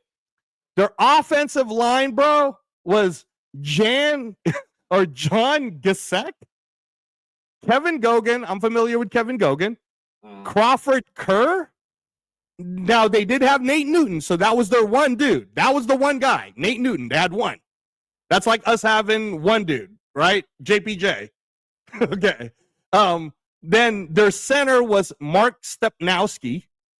Their other tackle was Mark Tuanay. And then their other guard was Jeff Zimmerman. What pick did Emmitt go in? I will look it up for you right now, sir. Emmitt was coming out of, born Pensacola, went to Florida, the 17th overall pick, 1990. 17th. So now, let's bring it all the way back. All of us would have been happy if Jeanty was picked 17th, correct? Can we agree on that? if Ashton Jeanty somehow dropped to the 17th pick, then all of us would be not even like that hard on him as bad, right? We'd be like, oh, okay. Because that's what we thought we were going to do. We thought we were going to go for more like an Amarian Hampton or a Travion Henderson or a Quinshawn Judkins, who ended up. No, not Judkins. We dodged that one. Hey, man, go back on the tape. Go back on the tape. Jeff kept asking for Quinshawn Judkins. I did. Now I'm glad we didn't. Yep, yes. Yeah. So anyways, so at least I agree with everything you said, Jeff. I just don't agree with the assessment that I'm expecting him to do the shit that Barry Sanders can do in terms of what Matt was saying, make people miss. Because if you fucking watch this career like I did in the Mountain West, where he was beating us at UNLV, he's not that guy. He's not a spin around dude. He's not a shifty running back. He's not a can shift like Barry Sanders do. Barry Sanders was great at shifting, spinning, moving. Barry Sanders ran. He would break your ankles. Like you thought he was going one, you go the other. But wait a minute. But hold on. Jeanty is not that kind of running back. I want to know who you're saying first. Well, I'm saying that Barry Sanders was a shifty running back. He would spin. He would like to do and go. Yeah. Jeanty is not that. He's not a shifty running back. He's one of the guys. Yards after first contact. That's what I'm saying. That's okay. I was trying to finish. Like what I'm saying though, they hit him. He bounces off that and run. Barry Sanders didn't do that. Barry Sanders make you miss. So they're two different styles of running backs. Right. Barry Sanders would break ankles, basically. Yeah, exactly. He didn't do 1,200 yards after contact in college or in the pros. Hell no. Jeanty did that in college. Can he do that in the pros? Hopefully. Let's see what happens. That's what I'm getting at, where he's gonna make his own plays. He's gonna make the season is basically what it's gonna be. He's not going to have to worry about massive guys opening up holes. I'm telling you, I don't think you're going to see Jeanty running up the middle too much or too many, between the A slot and the B slot and the B gaps. I don't think you're going to see too much of that. I think you're going to see a lot of it breaking outside runs, use his speed and his ability to break tackles or to not get tackled, to get those yards after first contact. Emmitt Smith couldn't do that. Emmitt Smith relied on his offensive line to open those holes. Moose Johnson take out the linebacker. Next, he's already in the second level. And that's where he would get tackled. Or he'd occasionally break a long one. But I will say, Angelo, the chat's saying the same thing I've been saying the whole time. That you can't compare the two. And the fact that Emmitt Smith would have been average at best for the most part. He wouldn't have been, if you would have flip-flopped, he would have been average at best. He just ended up at the right team at the right time, building with all those draft picks that they got from Minnesota. That's how that team was built, was from that trade. That trade was absolutely ridiculous, and you'll never see Herschel Walker thing. That's the Herschel Walker trade. That was ridiculous. That's what built the 90s teams. That's what built the Super Bowl teams right there. Yeah. Well, you know what? When we win our Super Bowls with this current team that is being built up, maybe year 3, maybe year 4, when we finally do start getting up there, I bet you a lot of people are going to say the same shit about Ashton Jeanty. Oh, well, you know what? John Spytek and Pete Carroll really did a good job building the team, and that's why Ashton Jeanty was able to do what he did. But if you put Ashton Jeanty with the Jets, he couldn't do all the same stuff he was doing with the Raiders. They're going to say the same stuff. That shows the time of good. It shows the signs of good leadership. They see what they got. Okay, we got this guy doing this. He's good. But he'll be better if you build around him, if he gives him better blocking, some better play action or whatever. That's what they do. That's what good GMs and good coaches do. They get the guys that put around them. Put up what Ghostman said. Thank you, Ghostman. Thank you. That's what I'm saying. You guys can't treat him like he's fucking Zamir White. I'm not saying that. I'm just saying if he would have gone to another team, he wouldn't just told me the chat was like, he would have been average at best. That's what the chat was saying, right? Thank you, Ghost Man. Yeah, some of them were saying he would have been a fourth or fifth ballot Hall of Famer. He wouldn't have been a first ballot Hall of Famer. Bro, he did not suck in Florida, man. You guys got to go back. I didn't say he did. I didn't say he did. I never even talked about his college career. I never even said anything about that. Don't tell me I said it. Thank you. Read up what Ardell's saying. Thank you, chat. They're coming back around. Ardell, thank you. Thank He you. lives in Dallas. See, he knows. Thank you, Ardell. You're my man, bro. Ghost Man, Ardell, you guys What's up, get what I'm Ghost trying Man? to Welcome say. to the show. Yeah, Ghost Man, welcome. Thank you, Ghost Man. Okay, that's fair. I agree with Ghost Man. I 100% agree with Ghost Man on that one. And yes, thank you, Ghost Man. Come back around, chat. Come back around. Angela, I guess So you one guy out of 37 wait. Angela finally found his one fan. I got three. I got three. Hey, put up what Rock said. I got 3 people. Put up what Rock said. You're finally getting your fan base built up. One. Thank you. Thank you. See, I got my own piece in the chat. Too, that's probably why they feel bad for you because you're into boxing. So they're all probably boxes. Like whatever. I will smoke people on debates, bro. You made a good point that I agreed with, and I'm sure you agree with some of my points. And I think again, man, that whole I don't expect Jeanty to be. Chris made it perfect. Chris said Jeanty is not a shifty break your ankle guy. I 100% agree with what Chris said. Oh, I do too. I'm not saying that. Nobody runs like Barry Sanders. We haven't seen another guy that runs like him since. Seriously, where have you seen another guy that even runs even somewhat near the type of runner that he is? You don't. Because if you did, you'd be talking about him all the time. I've never heard anybody being compared to being just like Barry Sanders. You've heard of people that say he could be just like Barry Sanders when they're still in the college, but then when they come to the pros, they're complete shit bum running backs. You know? I've honestly never seen anyone how a player does in college versus coming to the pros. It doesn't always work out. Trust me, we know firsthand as Raider fans that it doesn't work out all the time. You know, we draft a great quarterback in college. Guy can throw 70-plus yards from his knees. Comes to the pros, he's a complete piece of shit. You know, grab this guy in the first round, number 7 overall as a defensive end. Shit. Yep. Hey, Detroit God, that's facts, bro. That's what I'm saying too. Is I've never seen anyone look like Barry Sanders, Bo Jackson, or Walter Payton. Those Bo are Jackson was just a different beast. I mean that you can't even compare the two because their running styles were different. Bo was more, I'm running at you, and you're either going to get out of the way or I'm knocking you over. And he just had bleeds. He had speed where Barry didn't have speed like Bo did. But Bo could just hit that gear and he is gone. For a guy his size, it was fucking impressive to watch him run like he did. Barry Raiders Rebel, real quick, Jeff. I'm going to cut out for just a second. But Raiders Rebel, put that up.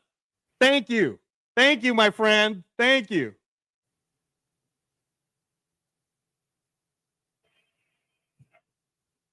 Any team better? Oh, hey, there we go, Kenna. Put Kenna up now because he's here. Fuck Kenna. Okay, fine.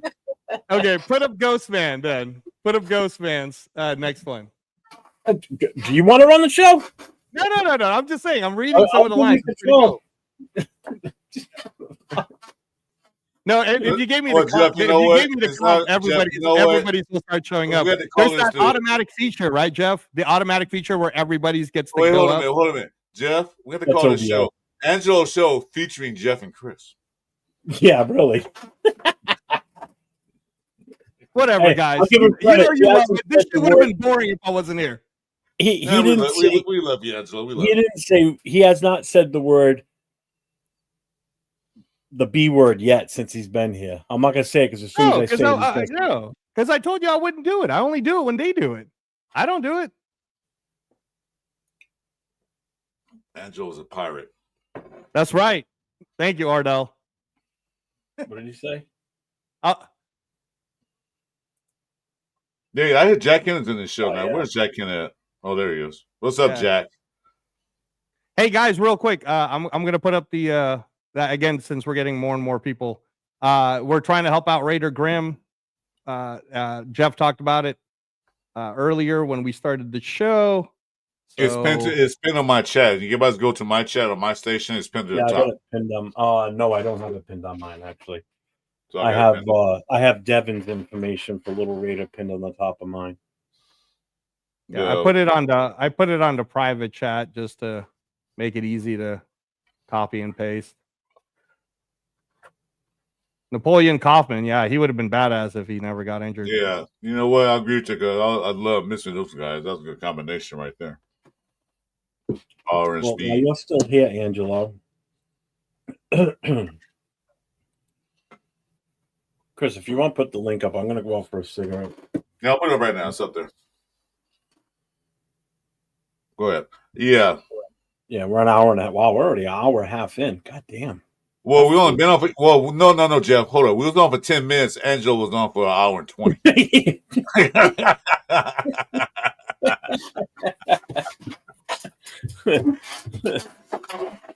Oh, I'm go through these shots. I heard that. Yeah, I know you did.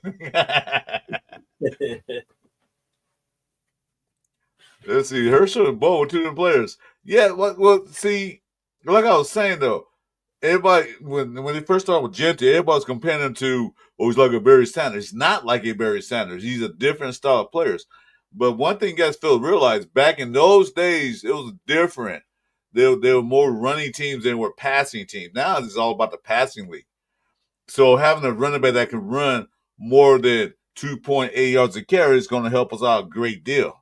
Whether Jeanty gets 4 yards a carry, whether you get 800 yards a year or he gets 1,600 yards. I'm not concerned about the yards he get. Yards don't win games. Touchdowns do. We were lousy at getting touchdowns, especially in the red zone. You know, I think the most touchdowns, I think we had, who had two? I think Abdul, was it Abdul? Or the other guy, had 2 rushing touchdowns. 2. And Zamir White, 1. So if we can't get a running back to get more than like 8, 9, 10 touchdowns, what's the purpose of running 1,600 yards? That don't faze me. When they get in that red zone, you better get a touchdown. When we get on goal line, we're first and go at the 3 goddamn yard line, and we're in a shotgun formation. What the hell? No, put the guys that can run the ball in the end zone. Make defense think about it. But when we can run, defense is set up like they can't run the ball, so they set up like in the passing on a 3-yard line. Hell, some running backs can fall 3 yards, but we can't even get a touchdown on the 3-yard line. So I want to see this. If Jeanty gets 1,600 yards, fine. If he gets 400 yards receiving, awesome. But the main stat I want to see at the end of the day, well, 2 stats. I want to see yards per carry and touchdowns. I want to see double-digit touchdowns. I want to see yards per carry greater than 2.8. That's what I want to see. So you can talk about all the yards he might get. Fine, you get all the yards he wants. So, anyway, let's see what the chat's saying. Yeah, touchdowns in the red zone. We couldn't get a touchdown. We got, oh my goodness. I don't even want to talk about it. I'll get depressed and get pissed off and start drinking more. Yeah, Jen was known for breaking tackles at Boise. Yeah. He didn't make people miss. He actually initiated it. He got hit and bounced off of it. That's this style of running. Hey, Redway, salute, dude. Thanks for coming to our show. Jeanty can run over people, jump over people, and break their ankles. A little center. Yeah, I don't think he can break their ankles, but he definitely can break their backs because he did bounces right off of them. He's not a shifty running back. He never was. Hey, Jeff just gets us some memberships. I don't know who got them. Good, congratulations, whoever got those memberships. Most important thing running back can be is alignment. Yeah, maintain Tuesday. Yeah, I agree with that.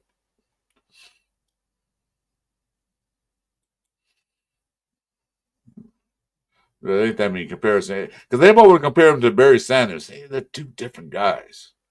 2 different style of runners. I don't know why you want to compare those 2. So just thank you guys for supporting. I don't know what that is. Jack Kenny got a membership. Man. I don't know why he got one.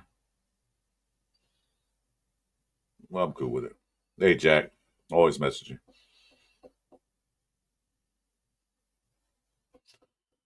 So besides Jeanty,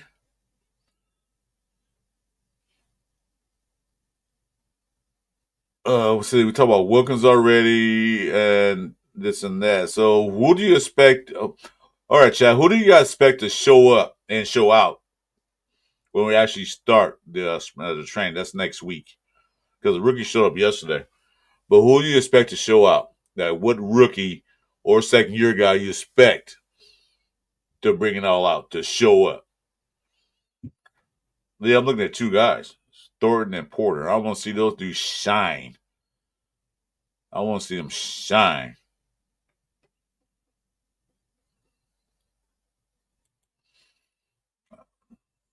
Yeah, well, yeah, Al Davis and Marcus Allen didn't get along, so that's what happened. He went to the worst team he can go to, the Kansas City Chiefs.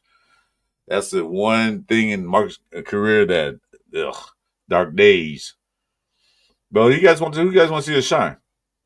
We start training camp. What rookie or second year guy should pick it up? Well, I know one guy need to pick it up. That's not Samir White, Tyree Wilson. He got to show something. Because if you don't show this year, I think he's gone. Mr. Kim says Thornton. Yeah, definitely. That's an Al Davis type dude. Speed. And plus he's big.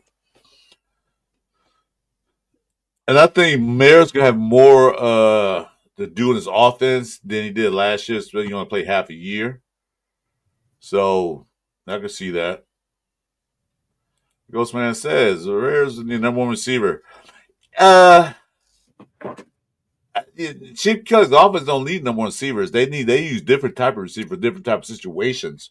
So if you look at some of the games, he was an offensive coordinator. He used multiple receivers. And people sleep on Bech. I don't think so. I don't think they sleep on him. But he's the same type of receiver that Jacoby Myers is. So he has to fit in where he can get in. They might both be on the field at the same time. So we'll see how Chip Kelly runs his offense. But Bech is one of those clutch receivers, which we have one already, but definitely having two is even better. You think Mayer was the bad pick? I don't think he was. I think he'll shine in his offense. I think Mayer was a good pick. What do you think, Jeff? He wasn't picked high. He was the best available at that time for sure. Yeah, he wasn't picked. He wasn't. Was a second round pick?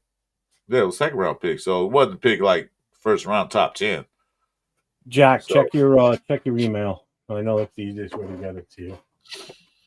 Barr is our number one receiver, but not a wide receiver. But yeah, but now that the NFL saw what Bowers can do with the worst quarterbacks in the nation, they gonna now they got better quarterbacks, so defense gonna be watching Bowers. Dunkin' Donuts are still available for sponsorship, so got a fresh one ready to roll. Because this guy runs on Dunkin'. I agree. Tucson, I agree. Chips will use Mary as full. Yeah, I agree with that.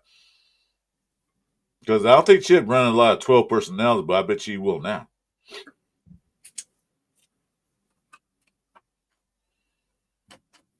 And we got my apple pie. Yeah, I think he moved up in the second round to get him. So he wasn't a bad pick. He had the issue last year, mental health issues. So, things happen. It's decaf, Ardell. I can't drink regular coffee. Jeff is geeked up on caffeine. Jeff is geeked up, on air. Sounds like y'all talking about. I'm excited, man. I got a big day ahead of me tomorrow, man. I'm looking forward to tomorrow. Yeah. So those of you that aren't aware, so tomorrow is the couple of things tomorrow that's going to be different. I think so. Yeah. So I've got the summer cookout for the Black Hole New England chapter tomorrow. So it's going to be Black Hole. Yes, Chris is now an official member. I've been for a while. Okay, I'm sorry to cut you off, Jeff. I'm a member. I'm a Black Hole member with no chapter. Yeah, he's chapterless. I've got the summer barbecue tomorrow for the Black Hole New England chapter. So it's going to be the first time I'm going to be meeting some of the people that are in this chapter for the first time since I took over as the president. And then tomorrow, our Saturday night last call podcast, Chris is gonna have a mystery guest on tomorrow night because I won't be here. I may pop in from my phone on the way home at some point just to say hey, but I will not be. Yeah, he's a nomad. Thanks, Jeff. Jay. What's up, old chapter? Nomads on Black Hole. So if anybody saw the setup for tomorrow night's show, the thumbnail, you'll see that there's a character on there that's ghosted out. So that person will be on tomorrow night with Chris. So you're gonna tune in tomorrow night to see who the guest host is with Chris tomorrow night. But check it out. It'll be fun as usual. It's Chris. Chris is running the show tomorrow night. It's all his. It's always my show. I pretend it's yours. You pretend it's yours. It's mine. It's You just let me have that. Yeah, this Make you feel special. I know what. You want to bring some? You want to bring some guys in who want to come in? But I don't know who want to come in this show. You're gonna get Angelo, so I mean. Ghostman, Max or Howie? Max or Howie, if you're asking us who we prefer, I'm going Howie long all day. Howie long all day. No, I don't think there's even a question. I like Max, but Howie. Okay, we got somebody coming in. Oh, it's Jack Kenna. Hey, what's up, Jack? Salute, gentlemen. How you guys doing? All right, and you? How you doing? We're doing good. Man, it's Friday night. No work tomorrow. Well, you Both know my what, sons Jack? are home from college, so it's a good night. Jack, to back it up. It's Friday night for Jeff and me and Jeff every day. Yeah, dude. Can I just got to do this. That's a Buster Posey move right there. You guys, I'm jealous of that stuff, man. I got years to go for that. So I heard you guys talking about Michael Mayers. So I'm like, yeah, dude, Michael Mayers is the shit. As a Notre Dame fan, like Leo in Sacktown and Nab 93, we've all watched him play at Notre Dame, and the whole offense runs through him. So we actually traded up to get him in the second round. I think it was I can't remember what the pick was, but yes, he had his whatever happened. It never happened at Notre Dame. So that was weird and new and not understanding that. But he has that potential to be, if let's say we didn't have Bowers, right? Who's generational, again, broke every single record in the NFL. What's up, Jared? That's my son over there. So it's if he didn't break every single record, he would still be one of the top tight ends, going into this year. And to have him and Bowers is just unreal. When you watch him game in and game out, man, that kid's a stallion, dude. So I'm proud that he's on the team. And I'm glad, all the Raider rumor stuff that never came true with him getting traded. It's why would you trade a kid like that? He's too damn good. You put him in a traditional tight end, and then you get Bowers running around wherever he needs to go. Boom. Jack, he was on a trading block. He was up for trade. Yeah, but you read from Raider rumors and Raider reports. He actually was on a trading. Raider reports say he was on a trading block. They put him on a trading block. Where did you hear that? Where did you hear that? What credible source did you hear that? Raider Nation, the Raider News. I watch it all the time. Did you watch it? He was actually on the trading block. I've heard so many different rumors, but I don't buy any of that shit. In the beginning of the season, in the beginning of that thing, right when Peter got here, he was up on the trading block. So it took him off, but he was up there. I don't buy. I don't read into that. It's let's just trade. Max Crosby. It's a trade everyone on this team. I'm not buying any of that. Let's trade all 91 players and get a whole new team.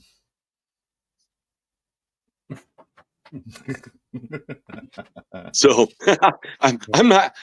I read what I read. It's and you read what you read. It's we read all the same stuff, but do you have to buy it? It's all these potential trade rumors. Oh, again, offseason we're getting Keenan Allen. Oh, we're let's take Khalil Mack, get a shit ton of picks for him, but not know how to fucking use those picks right. Right, exactly. That was. Well, I got my plus and minus. Let's talk about spy check. That's a good one. That's a good topic. There's plus and minuses. So, like, a great re-signing Max Crosby, right? I don't let great players walk out of this building. Raiders were super smart, and they signed him for that highest walk. That's the whole point. He wasn't going to walk. He was on the contract for 2 more years. Contract. I'm sorry. But the extension. What I'm talking about, Jeff, is the extension. Why? The extension. Why? Because of the guaranteed money. 2 years left on his contract. Okay, Jack, you got a job right now. Say you sign a contract to work there for 10 years, and after 8 years, you still got 2 years left in your contract. You're going to go up to him and say, hey, I want to be here for these next 2 years, but you got to pay me. You got to pay me for this. You got to pay me more money. I want guaranteed money. No, you signed a contract. You're here for 2 more years. Talk to us at the end of 2 years. I wish my job had like the guaranteed money, but my job, doesn't have that because I don't play in the NFL. So, what Spytech did, like the same concept. You're signed up to work for a certain time period. You signed that contract. It's a legally binding contract that you signed. You have 2 years left on your contract. What are your options? Well, you sit out and don't play, and guess what? You're not going to get paid. You're going to get fined because you're not living up to that contract. You're breaching that contract. And I'm not saying it's Max. This is anybody that wants. It's all that wants guaranteed money. It's different from But do you look at that like it was a bad move? I mean, you look at Myles Garrett, who got like $40 million, and then the Pittsburgh Steelers, defensive end who just got like 41 point something. Yeah, Watt. He's the highest non-football guy. So I mean, quarterback. That's literally like $8 or $9 million less. So I mean, smart move by Spycheck. Bad move by Spycheck when he says the words, "You don't let great players walk." When they let Spillane walk, I did not like that. Okay, I don't. You know what? I'm gonna argue with that, Jack. I'm gonna argue with that. Okay. They might have offered him. Wait, let me finish talking. They might have offered him a contract. We don't know what they did. The other team probably said, "We'll pay you more," and he took the more money. So you can't say they let him walk. He's a free agent. He can do what he wants to. So they offered him this. The other team said, "Okay, like you said, go back to your job offer. You got 2 jobs. You got a job. You got 2 companies. This company gonna pay you $100,000. This gonna pay you $300,000. Which one of those companies you gonna work for?" I'm gonna go pay for the $300,000. Okay, thank you. So you can't say that they let him walk. They say, "Well, this is all we can offer because we got other needs for this team. We got other players we got to pay. You're not the one man wrecking you on the Raiders. You might have been good at that time you were here, but you're not one man crew. You got my question then to you, Chris, is like his contract play a walk. That's Josh Jacobs. That's letting him play a walk. I agree. I totally 100% agree, Jeff. I agree. Yeah, they let him walk. They never gave Josh Jacobs even a chance with Tom Telesco. So I 100% agree. But I don't see Spillane's contract being that huge with the amount of money we have. 3 years, $33 million with $4 million in incentives. So that's not that huge. And he's better than any linebacker we have on this roster right now. Maybe not for you. Maybe not for you. Jeff already explained it earlier. Jeff, you want to explain it to Jack? Maybe not for you. That's not huge. Did I miss it? I copped in late, guys, so I apologize. But the Raiders have the different thought process than you do, Jack. They say, you know what? Fine. Go ahead and get the money you want to get. But we got other players to take care of. We got other players to get. Spytech, Pete Carroll came there and saw, you know what? This is not one-man defense. This is an 11-man defense. We got to get other players to fulfill those needs because a lot of those needs were not built last year. We got these players that didn't do anything. So they have to get these teams. You have to get these teams. Ghostman asked this a while ago. Howie or Big Ben Davidson? Who would you pick? I'm going Ben Davidson on that one. Ben Davidson is prime, yeah. I'm going Howie. I'm going Ben Davidson's prime. He was a beast. So the Jack, they didn't let him walk. He said he saw a better deal and he took it. Okay, so I just don't feel that contract's outrageous for like his talent. So, but you got to look at what they needed. Okay, you think they had all that money, but they got to pay other players. They got to get other players in the building. They got to sign other free agents. They got to do this and that because our D-back room was in shambles. They had to get these D-backs. Okay. Then my question, okay, wait. Offensive line, shambles. I mean, they did draft them. They didn't get too much in free agencies. But the defensive line was, since Christian Wilkins, we had nothing. They had to get those guys in there. They got to pay other players too, Jack. Now, I mean, just because you think that's not that much. Well, for the Raiders, it might have been. Because they're not only looking for this year, they're looking for the future too as well. They're looking to get, okay. Chris, I love you, man, but bro, you're confusing me, bro. You're confusing me because we had like one of the biggest salary caps. So we signed Kappa, right? $11.5 million, so 5.5 whatever per year. Okay.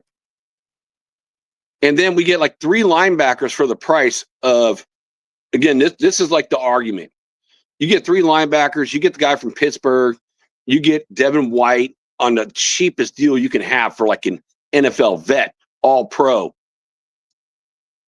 At what, 1.2 million? And then later on we get Pratt, and all those 3 contracts are like lower than Spillane. Mm-hmm. So that would be like the argument, for me. It's like, okay, you get 3 for 1, but are any of those guys proven at this point? They've done anything on this team? 0. Has Spillane done anything on this team? Absolutely, 100%. Yeah, you can't say that because they haven't played yet. That's what I'm saying. That's my argument right there.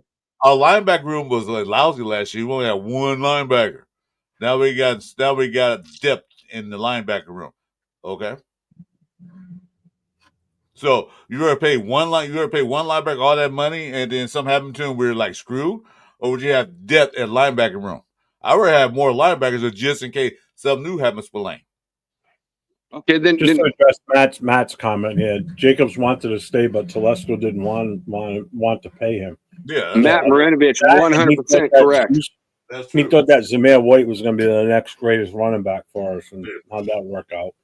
Jeff, I agree, dude. I agree with what you and Matt just said on that, dude. I'm not happy about Josh Jacobs going at all.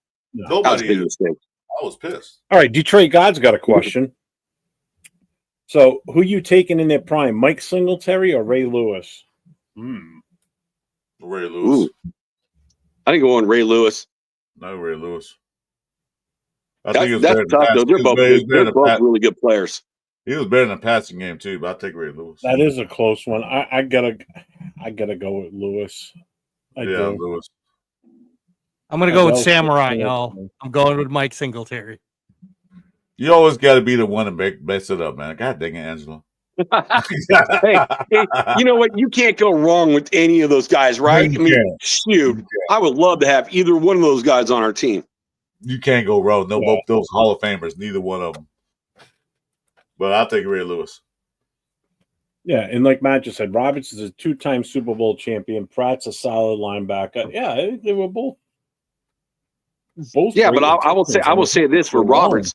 Who do they bring in from Baltimore, and then got his playing time cut over like 60%? Who was the guy from Baltimore? His playing time dropped so fast because he can't cover. So that was Spillane's issue, like in the beginning, but he improved. But that's the reason why he lost all his getting his plays on the field. Does anyone remember? Someone saying in the chat. I don't know who you're talking about. I don't know who you're talking about. Well, the Pittsburgh signed the Baltimore Ravens linebacker who's all pro, and that's why Roberts' playing time got dropped by about 60%. Oh, Queenan. Was it Patrick Queenan? Patrick Queen. There you go. Queenan. Queen. Whatever. Most are saying Ray Lewis. I think one person said Queen. Singletary. Ardell said Singletary.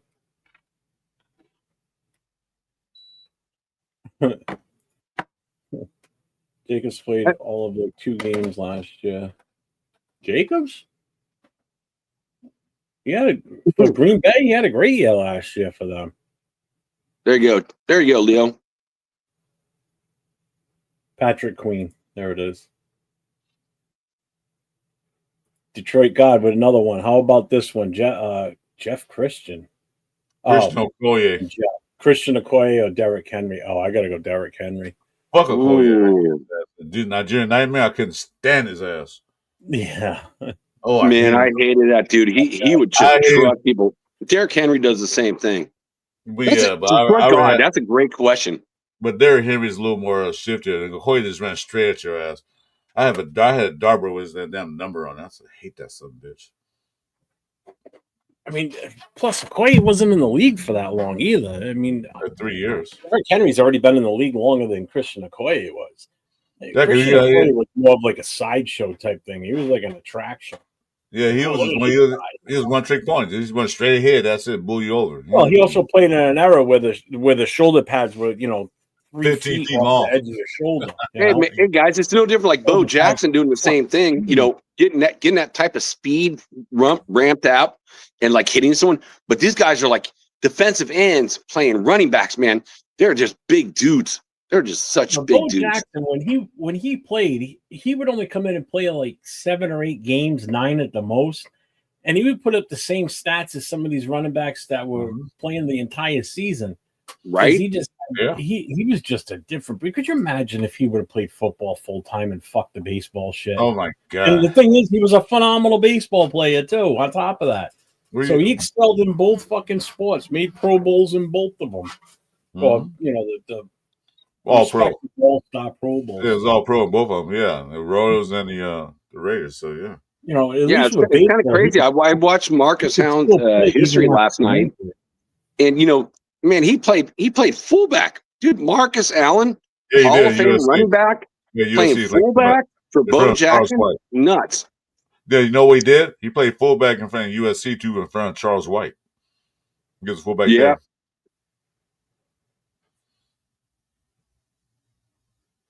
So, Jack, they're talking about the salary cap. So, right now, as it stands after the Bech signing, we're at $48 million. We're at 48. I thought we were like 32 million in salary cap.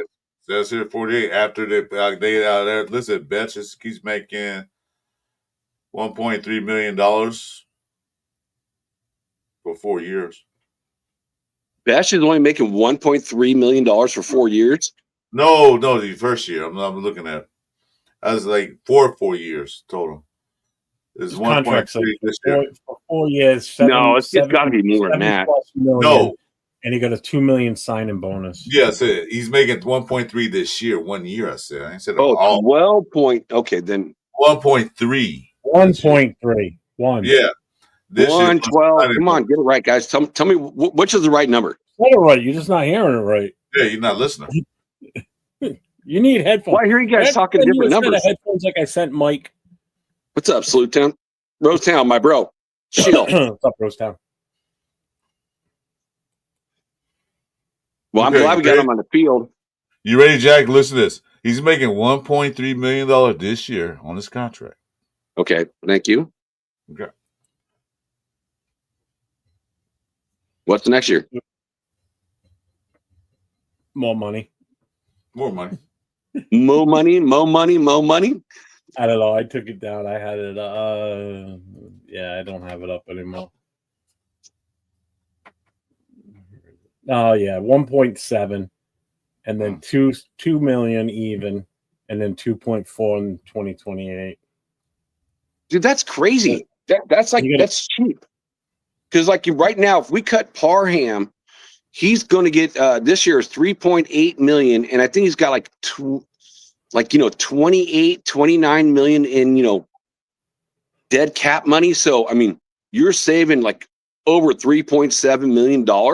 So how does the second round pick get a cheaper contract for the Raiders than what Parham had when he came out several years ago?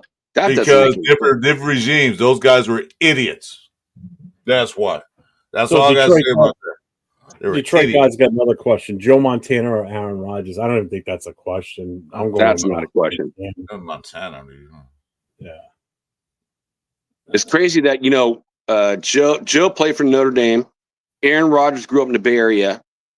But yeah, that's not a question. Yeah, Montana. Yeah. They're gonna say Montana.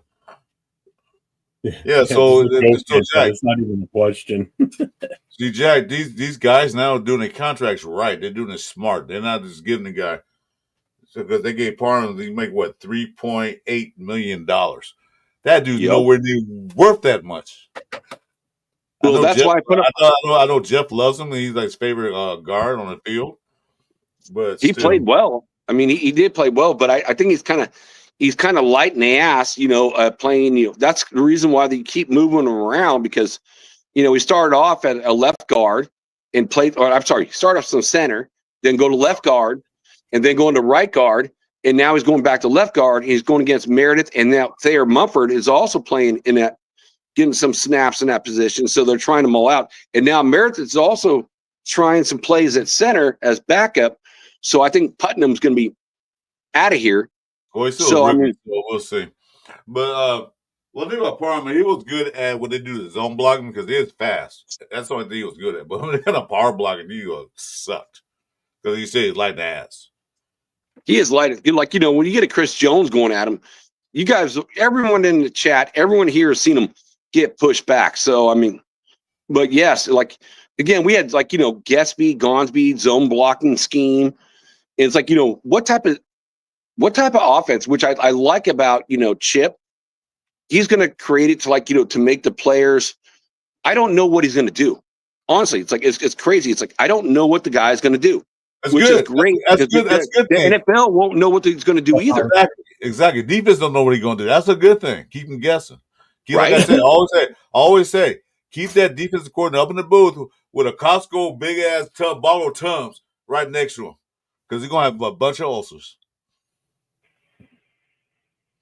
Matt says Chip Kelly probably run. Well, we'll likely use zone or gap. Yeah.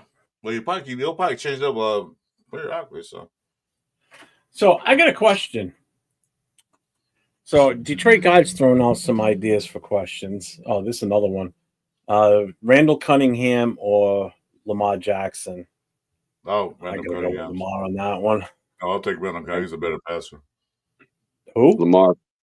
Randall Cunningham was a better passer. I'm still going Lamar.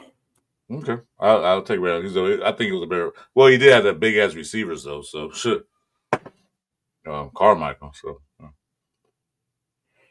So, anybody want to play a little game? I got a new one. It's not the same one that I've been popping on guys the last couple of days. This is a different one. No. We'll include the chat on this. No, I don't want to play. Okay. Game. What? I don't want to play a game. Yeah, well, too bad. You're here. So I'm going to give you a name of a player. They're all Raider players. You got to tell me if they were Pro Bowl player or if they made the Pro Bowl or not made the Pro Bowl. So it's Pro Bowl or not Pro Bowl. Oh, this will be fun. Well, Pro Bowl or no Pro Bowl. You ready? Yeah. Is it like the old school when you made a Pro Bowl or voted into the Pro Bowl? Pro Bowl or no Pro Bowl. Cut and dry. It's as easy as can get. Did the player ever make the Pro Bowl or did they not? All right. So here we go. First one. This is fun. I like this one. Denarius Moore.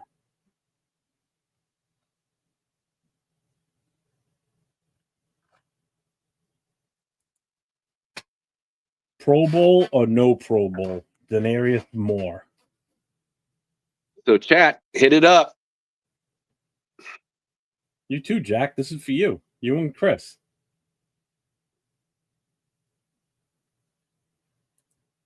Denarius Moore, wasn't he a wide receiver? So I'm gonna say no. Oh my God, it doesn't matter. Was he a Pro Bowler or a no Pro Bowl? Jesus. No, he said no. No, he didn't make no Pro Bowl. No. You would be correct. No Pro Bowl. Rich Gannon. Jeff, why did you ask that? It's on the list. Yeah, it's on the list. Okay. They made the Pro Bowl. Pro Bowl. That's a ridiculous question. Rich Gannon was the MVP, bro. It's a list of names. I'm reading them off. Right. There's going to be obviously ones that have made the Pro Bowl, obvious ones, and then not so obvious ones. Just play along. Oh, fuck. I'm playing along. Jerry I love Porter. this, dude. I love these questions. Jerry Porter. Yeah, it made Pro Bowl. I'm gonna say no. What's up, Terry Walker? Jerry Porter. That's it. Yeah. I got a great story on him, though. Yeah, not right now. Nope, never made a Pro Bowl. Rod Martin. Absolutely. If he did, he was the MVP of the Super Bowl of like 1980. So. Is there anyone else going to answer? Just Jack? What's the chat say? Everyone's afraid. You know what I'm gonna say? Yeah, he made the Pro Bowls. That's my favorite player of all time. Shoot. Yep, 2 times. Yeah, that's my favorite player of all time. You know, Lincoln Kennedy. I don't know why you asked me that. I already know. Lincoln Kennedy. Yep. Made 3 of them. Man, probably the best right tackle we've ever had in Raider Nation history. You know what I mean? Slack it off. You guys suck. Chris, the only one going to answer? All right, fine. Yes, Pro Bowl. Man, you guys are making this no fun. Jesus. All right, I'll stop. He was fat. Yes or no, Pro Bowl or no bowl. It's not that hard. This isn't asking you who's your favorite player besides Jim Otto 3 weeks later. Derek Burgess, Pro Bowl or no Pro Bowl? Derek Burgess. Oh, my God. Do you think he had Pro Bowls back then?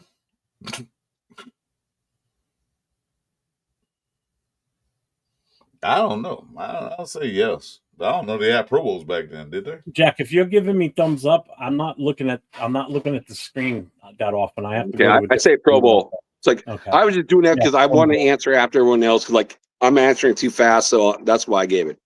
Khalif Barnes. Yes. Ooh, linebackers. That's a good question. Nope. No. Linebacker? No. He wasn't a linebacker. He wasn't a linebacker? Mm-hmm. Then the offensive tackle? He was an offensive lineman. No. Pro Bowl, yes or no? Chris says no. My son who doesn't know football said no, so I'm gonna go with that because I don't know. He said I got to study up. Nope, he's not. Not a Pro Bowler. No, he's not a Pro Bowler. You got it right, Jared. Amari Cooper. Yes. Yep. I think he did. Yeah, he did. Latavius Murray. Nope. Yes. Nope. Yes. I'll say yes. Jack is right. 2015. He only made it once. Oh, I got another list here, another add-on. This is Marcus Banks, what's up? Oh, there's some good names in this one. Oh, okay, here we go. Oh, it's gonna get tougher. Yeah. Say his name again. I hear you. James Jett. Oh no. God. Oh, if he did, made on kick returns, punt returns. Hey, Marcus Banks. If he did. So what are you saying? Yes or no? That dude was a Jet.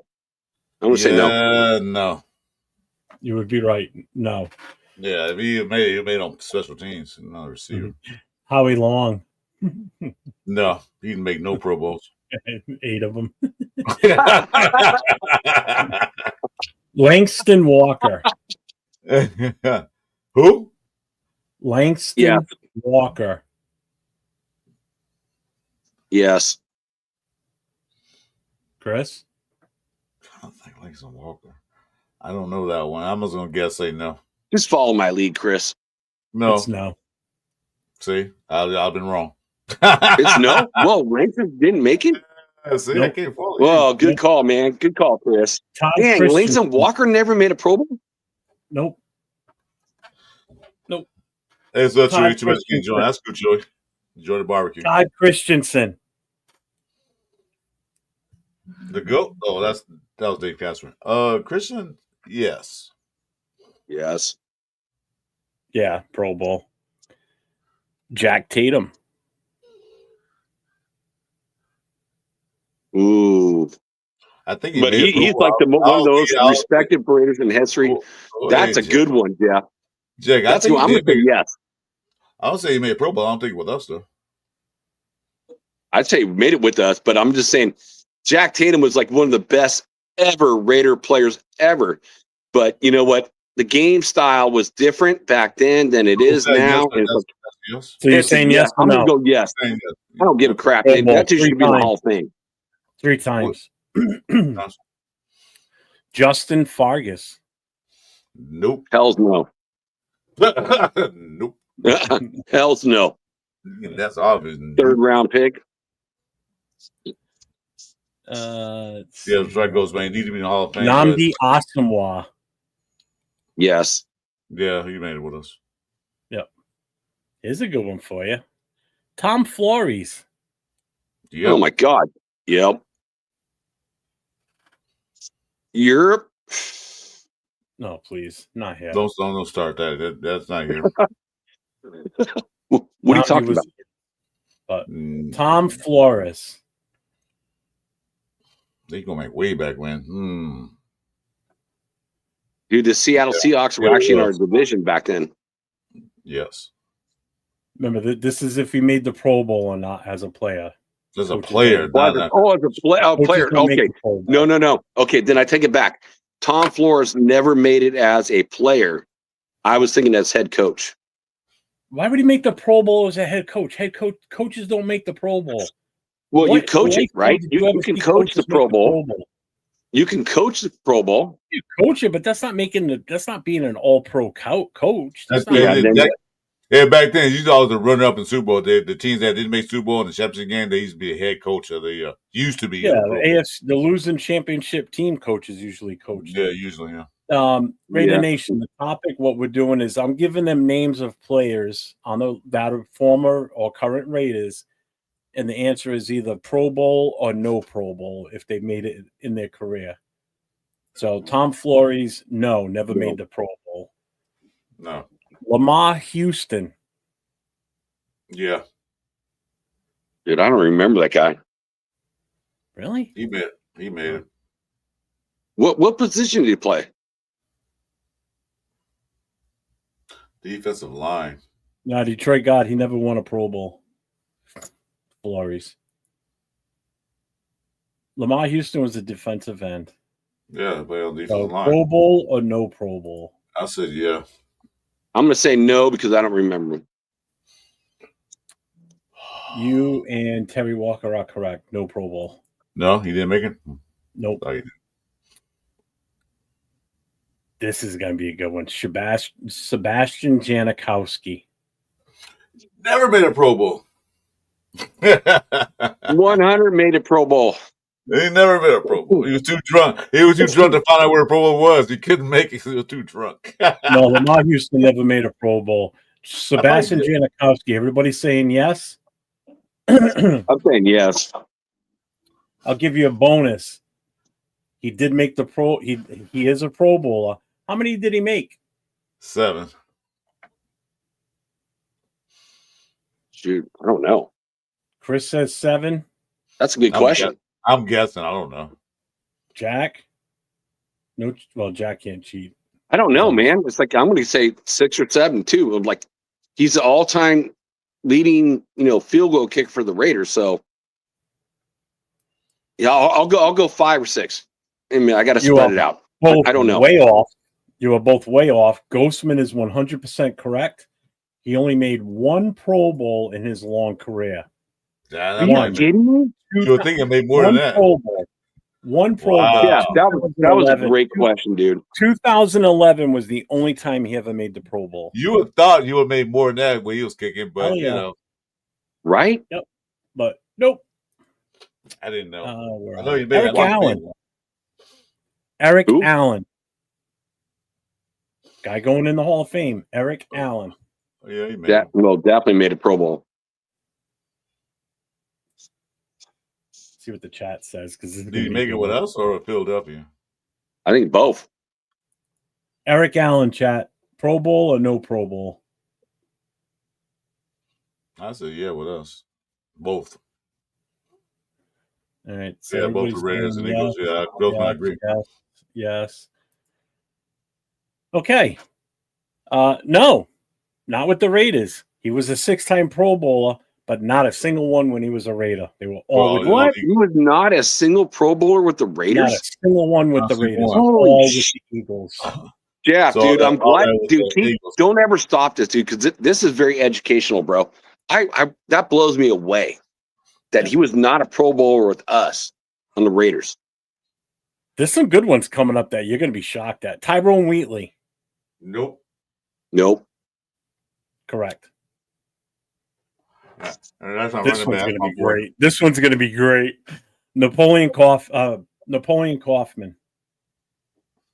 Dude, I love Knapp, dude. I sold him a bed when I worked in San Leandro at Sleep Train. That's great. So I'm gonna give him a yes. I'm gonna give him a yes just because of that. Napoleon Kaufman.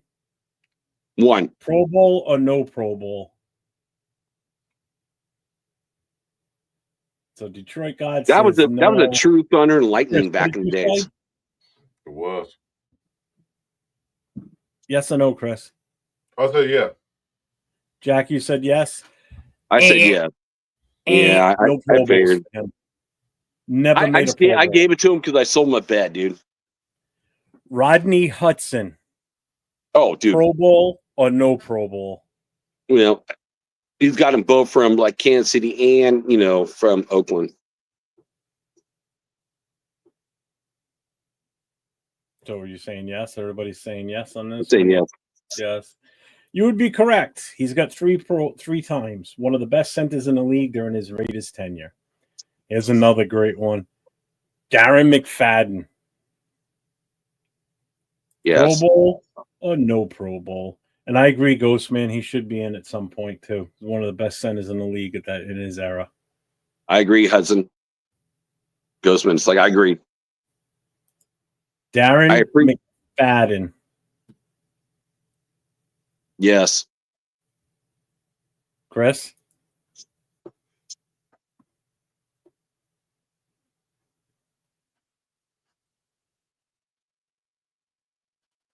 Where'd Chris go? I think he fell asleep. Yeah, probably. He's getting old. Darren McFadden, no Pro Bowls. We're shaving his head. No Pro Bowls for McFadden. Really? None? Not one? Nope.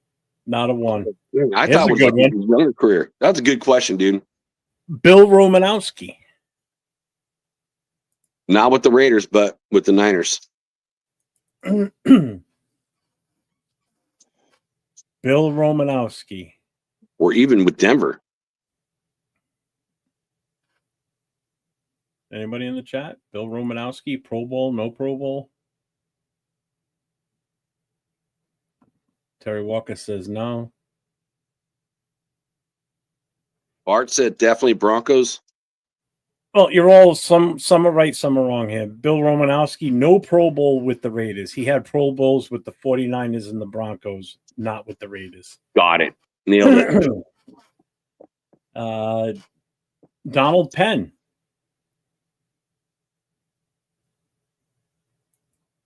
Now I'm digging deeper. It's like, Tampa Bay, yes. Did he get a Pro Bowl with the Raiders? That's a good question. I think he did, like a backup, but I don't think, not starting. But I think he got a backup on the Pro Bowl with the Raiders. Donald Penn, chat. What do you think? Pro Bowl or no Pro Bowl? Terry says no. Rock says nah. Jack says, what'd you say, Jack? Detroit says no. I said with Tampa Bay, yes. With the Raiders, I'm not sure. I think he might have gone on there like as a backup. He's had 2 Pro Bowls, both with the Raiders. And a touchdown catch, too, against his old team. Jerry Rice. Oh, my God. With the Raiders? Both teams. Yeah, probably. Pro Stu, Bowl like 8 or yes 9, no? like with 49ers, and probably 1 or 2 for the Raiders. He was a Pro Bowl every year with the 49ers. Raiders probably had 1, 2. Yeah. So what's the chat say? Terry says yes. Donald Penn went twice, bro. Yeah, See, Jerry Rice. Yes, he made one in 2002. He was 40 years old at the time. Yeah. He was a backup. He was the number 2 wide receiver. Like we had Tim Brown on the team. So yeah. What a great number 2. He had 20 with the winners. Charles Woodson. Yes. Angelo's back. I've been He had listening 9 the whole time. Charles Woodson, yes, Pro Bowl. He had 9 Yeah. in total, 4 with the Raiders in 2 different stints. So he won Pro Bowls with us when his first time around with us, and he made a Pro Bowl in his second stint with us. Henry Ruggs, Pro Bowl or no Pro Bowl? Hell no. Nope. He made probation, but he didn't go Pro Bowl. Oh my That's God. rough. That's rough. You know he's out. Oh my God. Chris, that was funny. He's not out, but he's out. Yeah. He's out. He's out now. No Pro Well, Bowl. no. I mean, you're right. though. Never reached a Pro Bowl. Oh my God, Chris.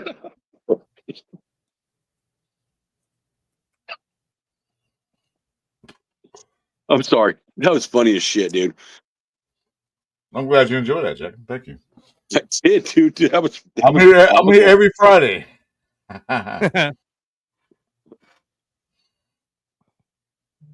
Let's see. Hey, Angelo, let me ask you a question. I got some other ones we can do. Too. I know, but I'm going to ask you why he's back before he disappears again. What's that? I'm looking at the linebacker room and the money they're paying. They gave Jalen Smith like pennies. You think he'll make the team?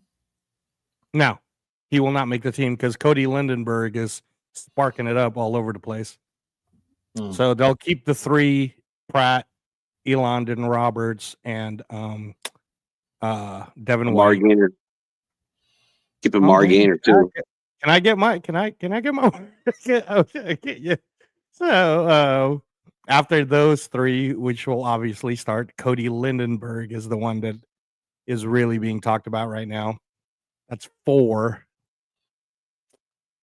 I mean, I guess they'll have to kick Tommy Eichenberg out if they're keeping Amari Gainer. Yeah. And I heard Eichenberg wasn't doing that well in the OTAs. So he's like kind of stepped back a little bit. So yeah. So I mean, he's a 5th rounder, so I guess they could see him as a hey, we'll put you into practice squad, and if somebody takes you, whatever. yeah, But no, I don't. I mean, yeah, I don't think Jalen Smith will make it. You know, just I mean, how many okay? Let me ask you this. This is a better question, Chris. Right back at you. How many linebackers do you think we're going to keep in a 53-man roster? That's the question I was going to ask you. Right, you finished your statement. So they got 1, 2, 3, 4, 5 inside linebackers. You got Barrett, you got Devin White, Jalen Smith, Roberts, and Jeremy Pratt. I'm seeing Pratt and I'm seeing Roberts on the inside. On the outside, Lindenberg, that I heard he was heating it up pretty good. I don't even see a Mark Gain on his list, but he's the backup to Devin White as a weak side linebacker. They got a guy named Matt Jones. I don't know who the hell he is. So on the outside is Lindenberg, Matt Jones, Walker, and then Eidenberg, another Berg, and then Wesley Steiner, which I don't think will make the team, probably a practice squad guy, or just a camp body. I think they'll keep 2, 3, 4. I think they'll probably keep 4, 5. There you go. That would have been my answer. I think they'll keep 4. Yeah. Because then they're trying to make room for everything else. So they're going to keep 4 and then have room for everything else. No. I got a trivia question for you guys. How many linebackers did we start the season with last year? I don't know, 5. Yeah, 5, I think. I honestly don't know. 7. 7 linebackers last year. Well, With the kickoff rule, we started with 7. We got a baker's dozen for wide receivers on this roster right now. That's for goddamn sure. No, that's 7 linebackers. How many wide receivers are on this roster? It's fucking insane. Yeah, we got a bunch of wide receivers and tight ends. Well, we have 1, 2, 3, 4, 5 tight ends. We're only going to keep 3 tight ends this year. They might keep 4. We legit have 13 wide receivers on the roster. A baker's dozen. but you know, Jeff, we're bringing in at least 6 into 53. We'll have 6 because Malott will go in as a wide receiver. Can we take like 3 of those wide receivers and squish them together to make one big offensive lineman? Well, then that would be Locky Tossie, right? I mean, the biggest dude on the entire team. Oh, so like Play-Doh, like you remember the Play-Doh stuff back in the day, little can like Play-Doh, like squish them all close together. Take them to a salvage yard and squish them all into one of those compactors, and let's see if it spits out a big offensive lineman on the other end. Jesus Christ! Yeah, got fucking 13 wide receivers. Well, they're gonna try everybody out. See if they fit the scheme. Well, I kind of agree with you too, and I think what we've got to look forward to now is who gets cut from teams when they start after the start practice and the first cuts come. Because don't forget, I said this the other day too. Players are going to get cut, and it's not because they suck now or they're past their prime type of thing.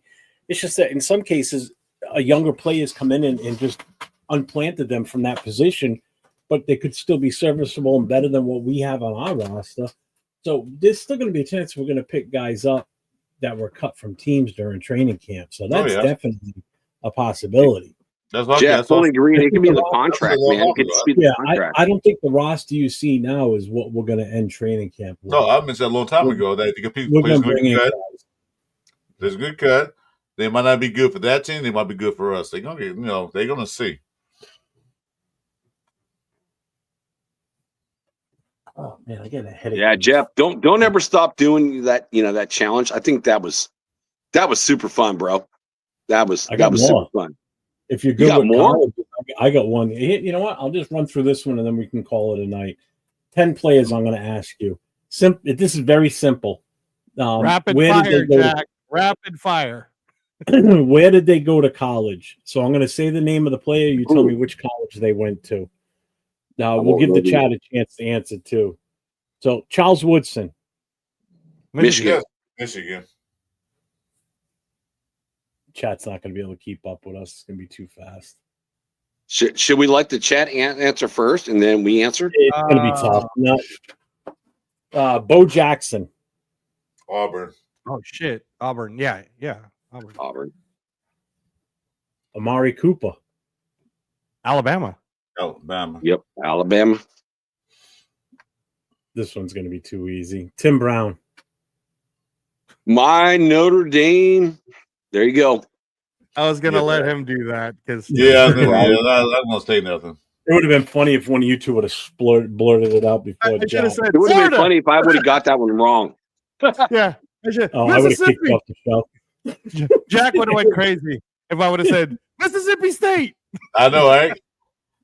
Derek Carr. He went to Wyoming. Derek Carr went to Fresno. California, baby. Fresno State. Devontae Adams. Fresno State. Yeah, motherfucker. Max Crosby. He went to Taco Bell University. Eastern Michigan. Yeah, Eastern Michigan. Yeah. Darren Waller. Ooh, that is a good one. That is. I don't know. Florida State. Did he go to Florida State? Florida State, Jack? No, shit. Darren Waller. Anybody in the chat answer it? See if they go to Miami? Hey, is it Miami, Jeff? Is it Miami? Nope. Chat. Darren Waller. What college did he go to? University of Central chat. Florida. Answer that. University of Central Florida. Yeah, but give it a second. I knew it was Florida. It's just the difference between bringing in a player versus drafting a player. Because when we draft a player, you get familiar with where they come from. Like we knew about Devontae, even though we traded for him, but because he went to Fresno with Derek Carr, everybody knew that. I never knew where Darren Waller came from until this moment me either. I saw it. Central Florida. Yeah, you got me, bro. I don't know. Nope. Hey, Rock said Legoland. USC, bro. USC. Georgia Tech. Georgia Tech. Georgia Tech. What? That's crazy. Yep. Yeah, Detroit he know God that. actually said it pretty much the same time I did, so he would have gotten it. Here's a good one. Napoleon Kaufman. Oh shit! Oh shit. Hold on. Don't look it up. I knew all of these No, ahead I'm not of time. looking it up, except motherfucker. for, I got my hands on my right here. Yeah, motherfucker. I'm gonna say either Oklahoma State or Arkansas. Oh, dude, you're not even close. No, you Oh, way fuck off. me. Not even I don't know. fucking close. San Diego State. I don't know. You're not even close either. I'm just guessing. I don't know where you came from. He didn't go. No, he didn't go to Cal. No, he's not a California No. kid. You're getting a little warmer. I don't know. I won't even put a guess in. Stanford. Washington. Oh, Where? fuck, that's right. He sure did. Where did he go? Washington. Yeah, Washington He went Huskies. to the Huskies. He was with the Yeah, Huskies. that's right. He sure did. Man, so you said that. Look at Angelo was on the other side of the map. Wait. You Was he with the were way off. wait. Oh, yeah. Jeff, real quick. Was he with the Huskies when Lincoln Kennedy was there? I don't know. Probably McCaufman? No. I mean, I'm just wondering. Was he like No. a freshman or something? I don't know, but he was at Washington. Where did he go Hey, to I'll college? run back and watch that. Now I think about it. Sure Hey, was. that's a good question to look it up. Anyone in chat, look it up and post it. Jim Plunkett. Stanford. Oh, I know this one. Stanford. Yeah. Yeah, I met Jim Plunkett Okay, at well- Stanford, like when Notre Dame, when Tim Brown was going against Stanford against a guy I played against at in high school. Juan Van Lee and Aaron Taylor. Aaron Taylor was like the number 4 draft pick overall by Green Bay when they beat the Broncos in the Super Bowl. I was walking back to the trailer to take a whiz I agree, Rob. as a kid, and I got to meet Jim Plunkett. So that's how I met Jim Plunkett. Okay. What's So the next one? I got some small school ones now. So we already know Max Crosby. He's on this list, so we're gonna skip that one. Okay. These are small school standouts that were Raiders. Rod Streeter. What college? Oh You my Had to gosh! be I don't know. was it a is it a black college? Like HBU? Doesn't say. I'll tell you. I don't know where they play, to be honest with you. I couldn't. I know the school. I mean, you're already giving us a clue because you're saying it's a smaller college. So I'm like, Yeah, they're small. all right, where is it? An HBU? Division 2 school? Division 2 or It doesn't Is it a differentiate. is it a Division II school? Yeah, but at the same time, Howie Long went to a small school, and Thornton went to a smaller school. Okay, so who but- knows? What school? What school is that, Jeff? We don't know. Temple. Temple. Okay, Temple. Temple. Okay. I think about basketball with Temple. They're Division 1, but it That's a wasn't. small. Yeah, that's a Division I school. But yeah, Eric Harris. who? Eric Harris. Eric Harris. Where He was a is it? A safety. HBU? Doesn't tell me. I will tell you that right now. None of these schools tell me if they're HBUs. Okay, I can all tell right, you all the right, name all of right, it. all right. None of all them right. do. Yeah. I could tell you right now by looking at them, none of them are. Pitt. Rock said Pitt. I can see Pitt because that's a small school. You're close. It's California or Pennsylvania.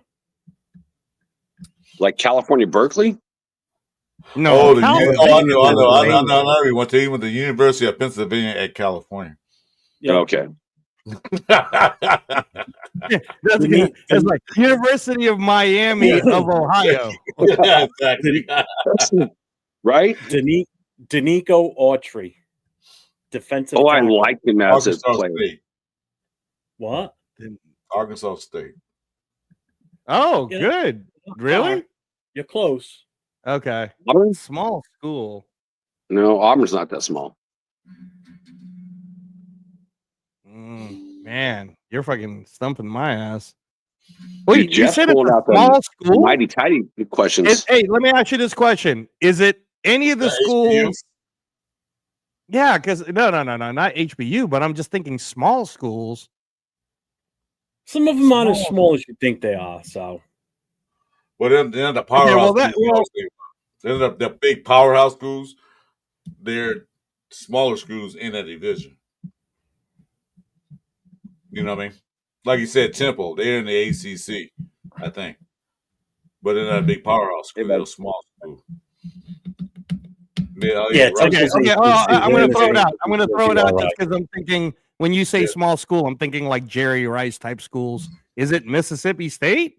Danico Autry, yes, Mississippi State. Okay. Technically, they're in the Angelo, good call, Bill. That was a good call. Like he said small schools, and I was like, Jerry Rice went those small schools. Can hear me. Technically, they're an SEC. They're in the SEC, but not a powerhouse. So that's why they consider it. That's what I was saying. They're in a big conference, but they're not a powerhouse school like LSU and Auburn and Alabama. James Cowser. When you were driving up. Fuck. What? Dang. I don't know why. Did I don't even remember that guy? I don't even know who he is. Hey, at least Chris is being truthful. I'm serious. James Hauser. Like all of the what's weird is all of the players Jeff keeps saying are all from that 1990 like era. Like no. So you got to give a hint on James Culture. Like Max Crosby's recent. Some of the other names I'm going to read off are fairly recent. So it's all over the place. James Cowser was from Southern Utah, big sky pass rusher who flashed during preseason. Marcel Aitman. Marcel Aitman was a wide receiver. Is it HBU? Did he even make the roster?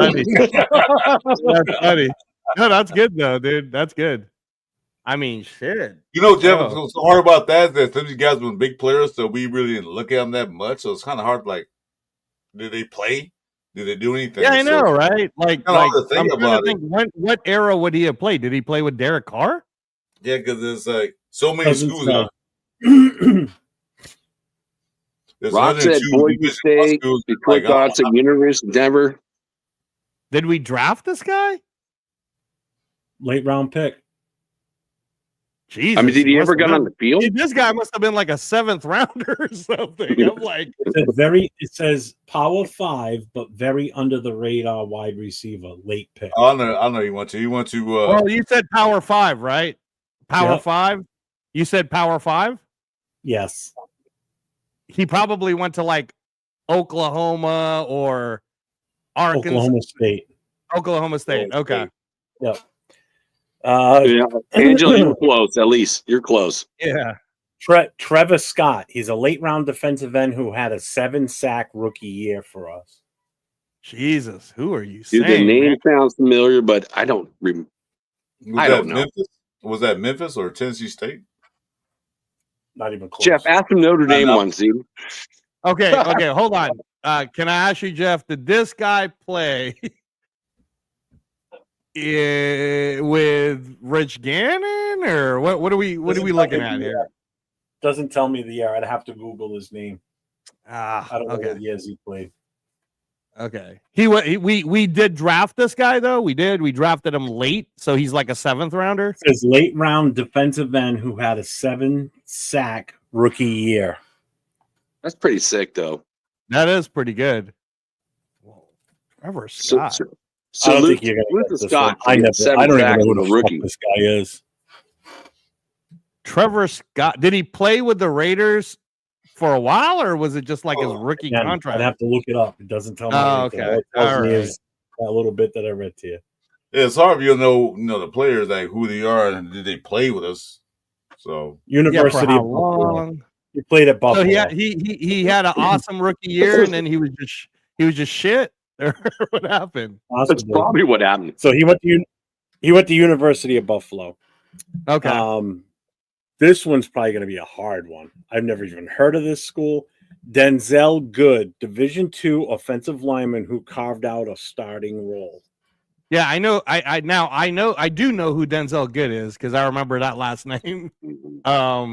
Morehouse State. That's got to be like 90s, right? Okay. Are you sure though that Denzel Good, bro? Because I just remember that name. But are you positive, Jeff, that we drafted this guy? It just says Raiders small school standouts. We went to Morehouse State. I don't think we drafted this guy from what I'm recalling because I do remember a Denzel Good. No, some of these we didn't draft because some say undrafted. Okay, because they were on the roster and they were standouts in their school at the time. Yeah, I remember us having a Denzel Good like during COVID and stuff, like or a little bit before. It's like I'm gonna guess like late 90s, early 2000s. Like give us a hint. You're totally wrong. No, am I totally wrong? Yeah, no, because Denzel Good played like during that COVID time or that kind of like 2019. You're never gonna get this one. I guarantee you never even heard of this school. What is Mars? It? Okay, hold on. Is it a basketball school, Jeff? Jeff, is it a basketball school? Wait, Mars Hill. Where? Where? Mars. As in like the planet Mars Hill. As in the bar? I'm gonna say Jack Kenneth School of Football. What is it? Mars Hill. Man, I'm gonna look this motherfucker up right now just so that I can see. Hold on. Chris Carr. He was a return man and defensive back, undrafted in 2005. Hey, Denzel Good. See, I was right. He played only with the Raiders from 2018 to 2021. I just remembered his name. Chris Carr, return man and defensive back, undrafted in 2005. Carr accident school. I don't know. I've never heard of the dude. Chris Carr, bro? Shit. Do you want a hint? I'll give you a hint.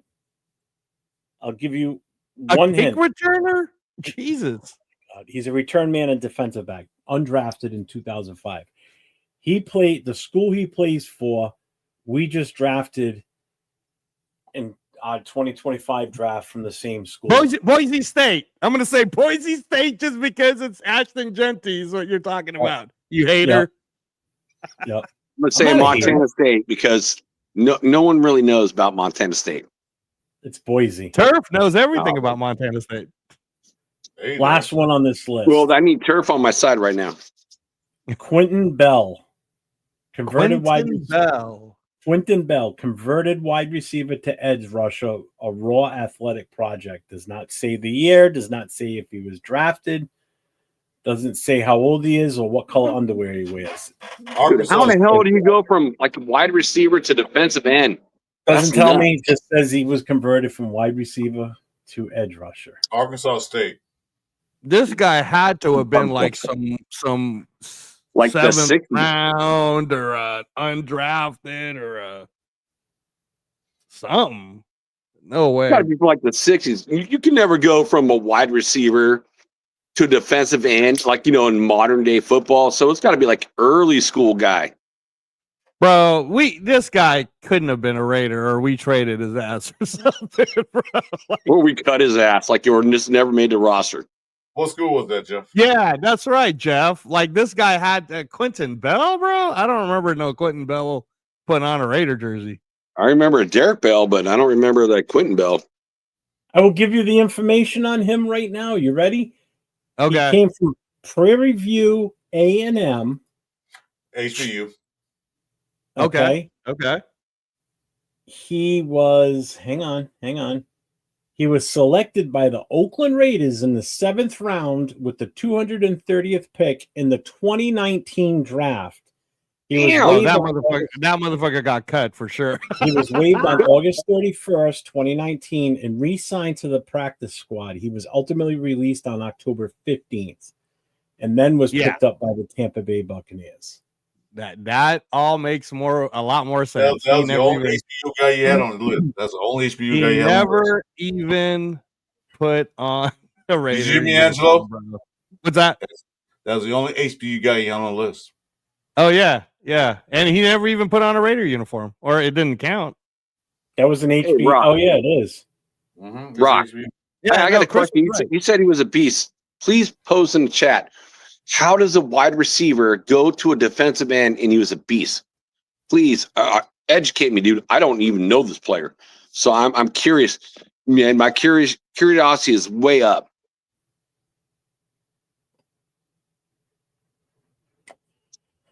With that being said, he enrolled at Prairie View A&M in 2015. He played as a wide receiver alongside the Prairie View Panthers for 3 seasons from 15 to 17. He also competed in track and field. Bell played his final season of football in 2018 as a defensive end. He went on to make HBCU history by becoming the first NFL draft pick from Prairie View since 1980. Wow. You gave us some obscure ass names at the end though, bro. Yeah, I did. Yeah, that's like, what's like that show? It's like da na na na na na. You can never answer the questions. He ultimately made it to Miami Dolphins on October 17, 2023. He was signed by the Dolphins to the practice squad. He signed a reserve future contract on January 15th, 2024. On May 12th, 2025, he re-signed with the Dolphins. So he is still on an active football team. He's still on an active roster. He's been with the Dolphins since 2023 to now. We drafted him. Buccaneers picked him up, had him from 2019 to 2020.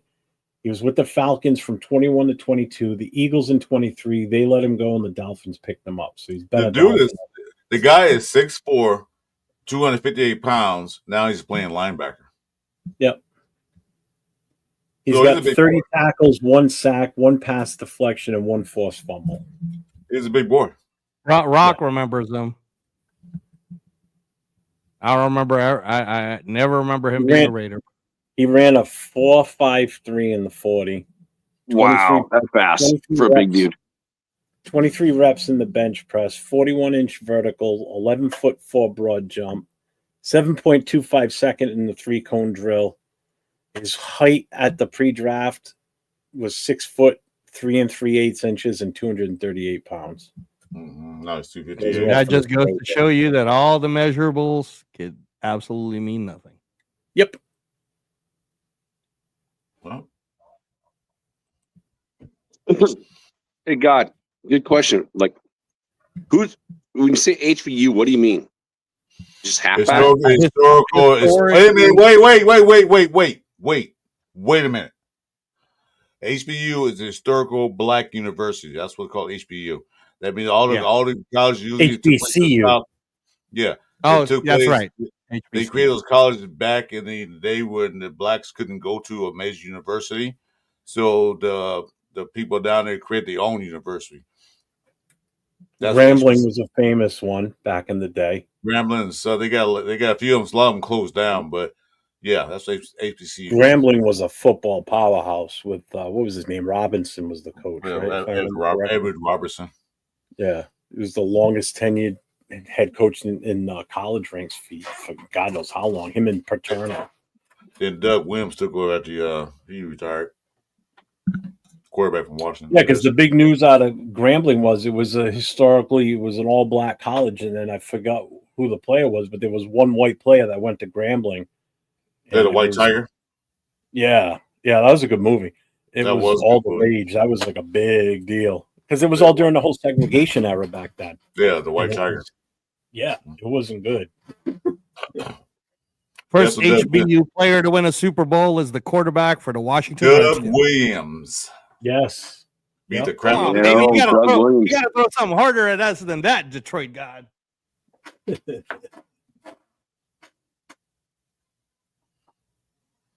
Yeah, Eddie Robinson. That's it. Yeah, the wins black coach in history, college history. Yep. All right, you know what? Yeah, we're approaching 3 hours. I'm getting hangry. Oh, there he is. He said I talked to him earlier today. He said he was going to try and be home in time. He went out cruising with the wife in his car. What's up, JD? With chili peppers? With jalapenos? Yeah. Well, him and I were talking about that. I said that's back like when I was just out of high school. There was a town that we used to cruise this massive street on Friday and Saturday nights. I'd drive by Monte Carlo with the T-tops off, music blast, and just up and down the street nonstop. That's all we did. Just blasting like Run DMC, Houdini, you name it, whatever. What is Say this? Willie Beeman. Yeah. Willie Beeman. All right. Angelo, thank you for coming on. Thank you for the information. Appreciate it, Angelo. Fundraisers for Grim Raider. I'll put it back up Jack, as always, thank you for coming on. We appreciate you. You know that. there. Yeah, Jack, always. Always, brothers. Tomorrow night's Last Call podcast is a go. Chris will be on with a mystery co-host tomorrow. I'm not going to tell you I who. have a prior engagement that I have to go to, but I may pop in at some point while I'm out and about before I get home. I doubt I'll probably be home before they finish. If they do, then I may pop in. I may not. Probably not. So what else you got coming up, Chris? Besides tomorrow night, I got a Sunday morning show, of course, with Raider Nate Jason at 10 o'clock a.m. Nice. Monday, it'll be our second show. Me and Jeff are doing Raider Monday Morning Quarterback. Brand new show. Love it. Yeah, we That's started awesome. it last Monday, and this week will be the next episode of that. So it's Raider. It's how did we label it? Raiders Monday Morning Quarterback. Because there's no show on Monday morning, so we figured, fuck it, let's do it. Yeah. So we go on at 11:45 Eastern time. So I still start in the morning time. 45. And then, we discuss the whole plan is when the season starts, we'll discuss the game that just happened the day before. So Except for two games we won't be able to discuss because of the Monday night games. That's Dallas and the Chargers. But we will do a pregame warm-up to that game. Still, we'll just do a Tuesday morning quarterback. Okay. We just move it one day. Because that's pretty much what we're doing is because we're just going to talk about the game that just happened. Because once the season starts, the Last Call podcast is going to be discussing the game that's coming up the next day. Right. Or our next game period, whether it's a Saturday or a Monday game. I mean, a Sunday or a Monday game. That's so that's the game plan. And then Tuesday night, I got the show that I do with Leo and Will and James from the Black Hole chapter, and Will is from the Denver Black Hole chapter. It's 4 presidents for the Black Hole chapters. We got a show, Notorious Podcast, on Tuesday nights at 10 p.m. Eastern time, 7 o'clock Pacific. So make sure you check that out. We talk football. We talk about events coming up for the Black Hole. So definitely follow through on that one on Tuesday nights. And then I also have a show Tuesday night. Me, Chewy. Yes, you Chewy do. Sports Blog, and also Radiation. But I'm thinking we might change the time a little bit. Might go a little earlier because, like I said, I don't interfere with my people's podcast. They got one going on. I don't want to step on their toes. So anyway, stay tuned for the. There might be a little time change because I got to wait for these guys to get off work. But other than that, we got Tuesday. It's called Cover 3. That means that we cover. We got Jason up north. We got Chewy in the middle, which is the Central Valley, and me in Southern California. So it's Cover 3 California. That's Tuesday. Yeah, make sure you guys check that out too for sure. 3 of them together is actually pretty cool. They got a good thing going with them. So, and then I think that's it. So, Chris, good luck tomorrow. I don't have my own show, but I do the Wild Wild West show. Who fault is that? It's like I said, I don't have my own show, but I do the Wild Wild show. Go against, the Broncos, the Chargers, the Queefs, every Wednesday night from this guy right here. Help me out on that stuff right there, Angelo. So I do that with Richie Reed, Richard Versay. It's like DZ. And I hope all you guys show up. Man, I love when the Raiders dominate the chat. Man, it's awesome. But I do it on Captain Jack's channel. Like, what Angelo has in the background. I don't have my own show, but I do that, for Captain Jack. But it's great chat if you want to talk Wild Wild West and you want to talk, AFC West teams to learn more about your enemies. Keep your enemies closer. Your friends are close, but your enemies closer. Just keep your friends close and your enemies closer. All right. So then I can promote too then. So Captain Jack Rackham channel, guys. Thursday nights, 6 p.m. Pacific, 9 p.m. Eastern, and also on Sundays, 6 p.m. Pacific, 9 p.m. Eastern. I think that he'll be doing this Sunday. He'll be doing another one for Thomas, aka Raider Grimm. The Ultimate Raider Fan 32, guys, check it out. On Tuesday nights, Turf does this whole breakdown with different positions, and he shows tapes and stuff. So that's pretty cool. And then Wednesday nights, me and Turf have the knockout canvas.